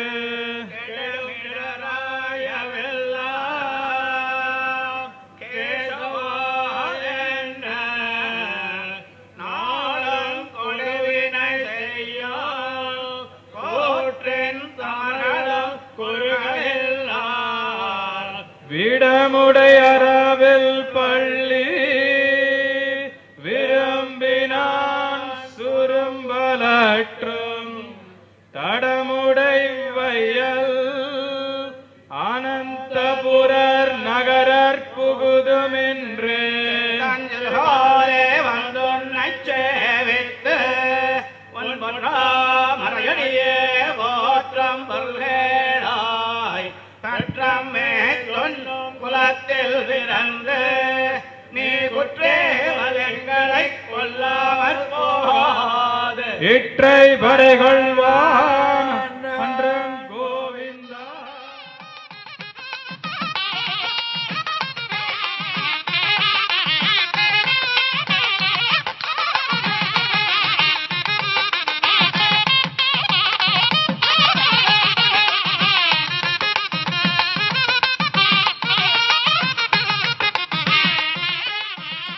சிற்றஞ்சிறுகாலே வந்துன்னை சேவித்து உன் பொற்றா மறையடியே போற்றும் பொருள் கேளாய் பெற்றம்மை துண்ணும் குலத்தில் பிறந்து நீ குற்றேவல் எங்களை கொள்ளாமல் போகாது இற்றை பறைகொள்வான் அன்றுகான் கோவிந்தா எற்றைக்கும் ஏழேழ் பிறவிக்கும் உந்தன்னோடு உற்றோமே யாவோம் உமக்கே ஆட்செய்வோம் மற்றை நம் காமங்கள் மாற்றேலோர் எம்பாவா என்ற திருப்பாவை பாசுரத்தை தான் சற்று முன் அடியார்கள் சேவிப்பதை நாம் காது குளிர கேட்டோம். இந்த பெருமாளை என்னவென்று சொல்வது? ஊரிலேன் காணிலேன் உறவு மற்றொருவரில்லை பாரில் நின் பாதமூலம் பற்றிலேன் பரமமூர்த்தி காரொளி வண்ணனே கண்ணனே கதறுகின்றேன் ஆருளர் கலைக்கண் அம்மா அரங்கமா நகருளானே என்று இந்த பெருமாளையே தன்னுடைய ஒரே உறவாக கொண்டிருக்கக்கூடிய பல அடியவர்கள் இருந்து கொண்டிருக்கிறார்கள். இதோ நாமெல்லாம் கூட இன்று அப்படித்தானே பெருமாளே உன்னை கண்குளிர சேவித்துக் கொண்டிருக்கிறோம். உனக்கு ஒரு உற்சவம் என்றால் அது எங்களுக்கும் உற்சவம் தானே. எங்களுடைய உறவினர் இல்லத்தில் இருக்கக்கூடிய ஒரு உற்சவம் போல நீ இந்த வைகுண்ட ஏகாதசி பெருவிழா உற்சவத்தை கண்டருளும் பொழுது எங்களுக்குள்ளும் தானாகவே ஒரு உற்சாகம் என்பது ஒட்டி கொண்டு விடுகிறதே என்று நாமும் அதே நினைவில்தானே இருக்கிறோம். ஒரு அற்புதமான அடியவர் ஒருவர் இருந்தார் இந்த திருவரங்கத்தில் கூட அவர் இல்லை. அவர் இருந்த இடம் என்னவென்றால் இடையாற்றூர் என்ற ஒரு ஊரில் இடையாற்றூர் நம்பி என்ற பெயர் கொண்டே ஒரு தீவிரமான ரங்க பக்தர் ரங்க பித்தர் இருந்தார் என்றே சொல்ல வேண்டும். எப்பொழுது பார்த்தாலும் ரங்கா ரங்கா ரங்கா என்றே நினைத்து கொண்டிருப்பாராம். சாப்பாடு போட்டால் சாப்பாடு போதுமா, சாதம் போதுமா என்று கேட்டால் ரங்கா போதும் என்பாராம். ரசம் இன்னும் வேண்டுமா என்றால் ரங்கா இன்னும் ரசம் வேண்டும் என்பாராம். தண்ணீர் தாகம் எடுக்கிறதா, தண்ணீர் வேண்டுமா என்று கேட்டால் ரங்கா தண்ணீர் கொடு, தாகம் எடுக்கிறது என்பாராம். இப்படி தான் செய்யக்கூடிய ஒவ்வொரு செயலிலுமே அந்த ரங்கா என்கிற திருநாமத்தை சேர்த்து கொண்டே எல்லா செயல்களையும் செய்து கொண்டே இருப்பாராம். அப்படிப்பட்ட அரங்கனின் தீவிர பக்தராக இருந்தார் அந்த இடையாற்றூர் நம்பி. அவர் செய்வதெல்லாம் என்ன தெரியுமா? அரங்கனுக்கு உற்சவம் என்று வந்துவிட்டால் பொழுதும் அங்கிருந்து நடையை கட்டிக்கொண்டு இந்த ரங்கத்திற்கு வந்து விடுவாராம், ஸ்ரீரங்கத்திற்கு. வருடம் முழுவதும் உற்சாகமாக உற்சவம் காணக்கூடியவன் தானே இந்த ரங்கநாதன் ரங்கராஜன். அதனால் இந்த ரங்கநாதனின் உற்சவத்தை ஒரு நாளுமே விட்டுவிடக் கூடாது என்பதற்காகவே திடும் திடும் என்று பையை கட்டிக்கொண்டு மூட்டையை கட்டிக்கொண்டு ஒவ்வொரு மாதம் என்ன 15 நாட்களுக்கு ஒரு முறை என்ன என்று அந்த இடையாற்றூரிலிருந்து மெதுவாக நடந்து நடந்து நடந்து நடந்து வந்து கொண்டே இருப்பாராம் அந்த இடையாற்றூர் நம்பி. அப்பா, உற்சவத்திற்கு சரியான நேரத்திற்கு வந்து விட்டேன், கலந்து கொண்டு விட்டேன், இது போதுமே என்பாராம். அரங்கனே அவர் கண்முன் தோன்றி, உனக்கு என்னப்பா வேண்டும் நம்பி என்று கேட்டிருந்தால் கூட அவர் என்ன சொல்லியிருப்பார் தெரியுமா? எனக்கு ஒண்ணுமே வேண்டாம் ரங்கா, உன்னுடைய உற்சவத்தில் இடைவிடாமல் நான் கலந்து கொண்டே இருக்க வேண்டும், இந்த வரத்தை மட்டும் நீ எனக்கு அளி என்று சொல்லக்கூடிய அந்த மனோபாவத்தில் இருந்தார் அந்த இடையாற்றூர் நம்பி. அவருக்கும் வயது என்பது தானாக ஏறிக்கொண்டே வந்தது. வயது மூப்பு என்பதையும் அவர் எட்டிவிட்டார்.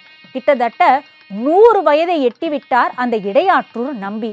முன்பை போல உடலிலோ உள்ளத்திலோ அவருக்கு அவ்வளவு தெம்பு என்பது இல்லாமல் போனது. பல வகை நோய்களும் அவரை பீடிக்கத்தான் செய்தது. ஆனால் அவருக்கு அந்த நோய்கள் பீடிக்கும் பொழுதெல்லாம் அவர் எப்பொழுதும் என்ன செய்வார் என்றால், என்ன மருந்தை உட்கொள்வார் என்றார், அந்த ரங்கா ரங்கா என்ற திருநாம மந்திரத்தையே மாத்திரையாக மருந்தாக உட்கொண்டு பழக்கப்பட்டு விட்டவர் அல்லவா அந்த இடையாற்றூர் நம்பி. அதனால் வயது மூப்பு வந்து தான் பலவிதமான நோய்களின் பீடியில் இருந்த பொழுது கூட ரங்கா ரங்கா என்றே சொல்லிக்கொண்டார். ஒரு நாள் உற்சவமும் வந்தது. 100 வயதை எட்டிவிட்டார். முன்பு போல உள்ளத்திலோ அல்லது உடலிலோ சக்தி இல்லை. ஆனால் அரங்கனை சேவித்து விட வேண்டும், அவனுடைய உற்சவத்தில் போய் கலந்து கொள்ள வேண்டும் என்கிற அந்த ஒரு எண்ணம் மட்டும் அந்த நம்பியின் மனதின் ஓரத்தில் இருந்தது.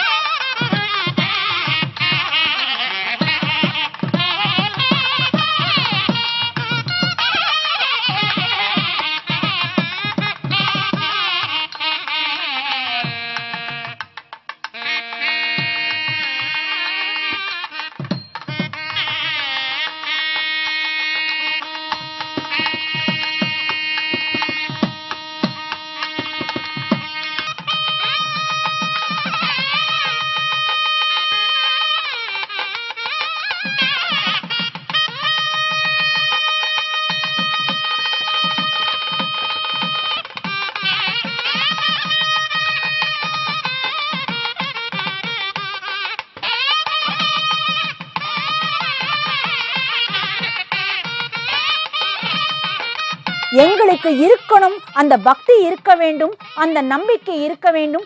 உங்களுக்கு எங்கள் மீது அந்த திருவருள், அந்த கடாட்சம், அனுகிரகம் என்பது எப்பொழுதும் நீங்காத செல்வமாக இருந்து கொண்டே இருக்க வேண்டும் என்ற பிரார்த்தனையை முன்வைத்து இந்த வைகுண்ட ஏகாதசி பெருவிழாவின் இந்த வர்ணனையை நிறைவு செய்கிறேன். அடியேன் நன்றி, வணக்கம். ஸ்ரீமதே ராமானுஜாய நமஹா. ஸ்ரீமதே ராமானுஜாய நமஹா.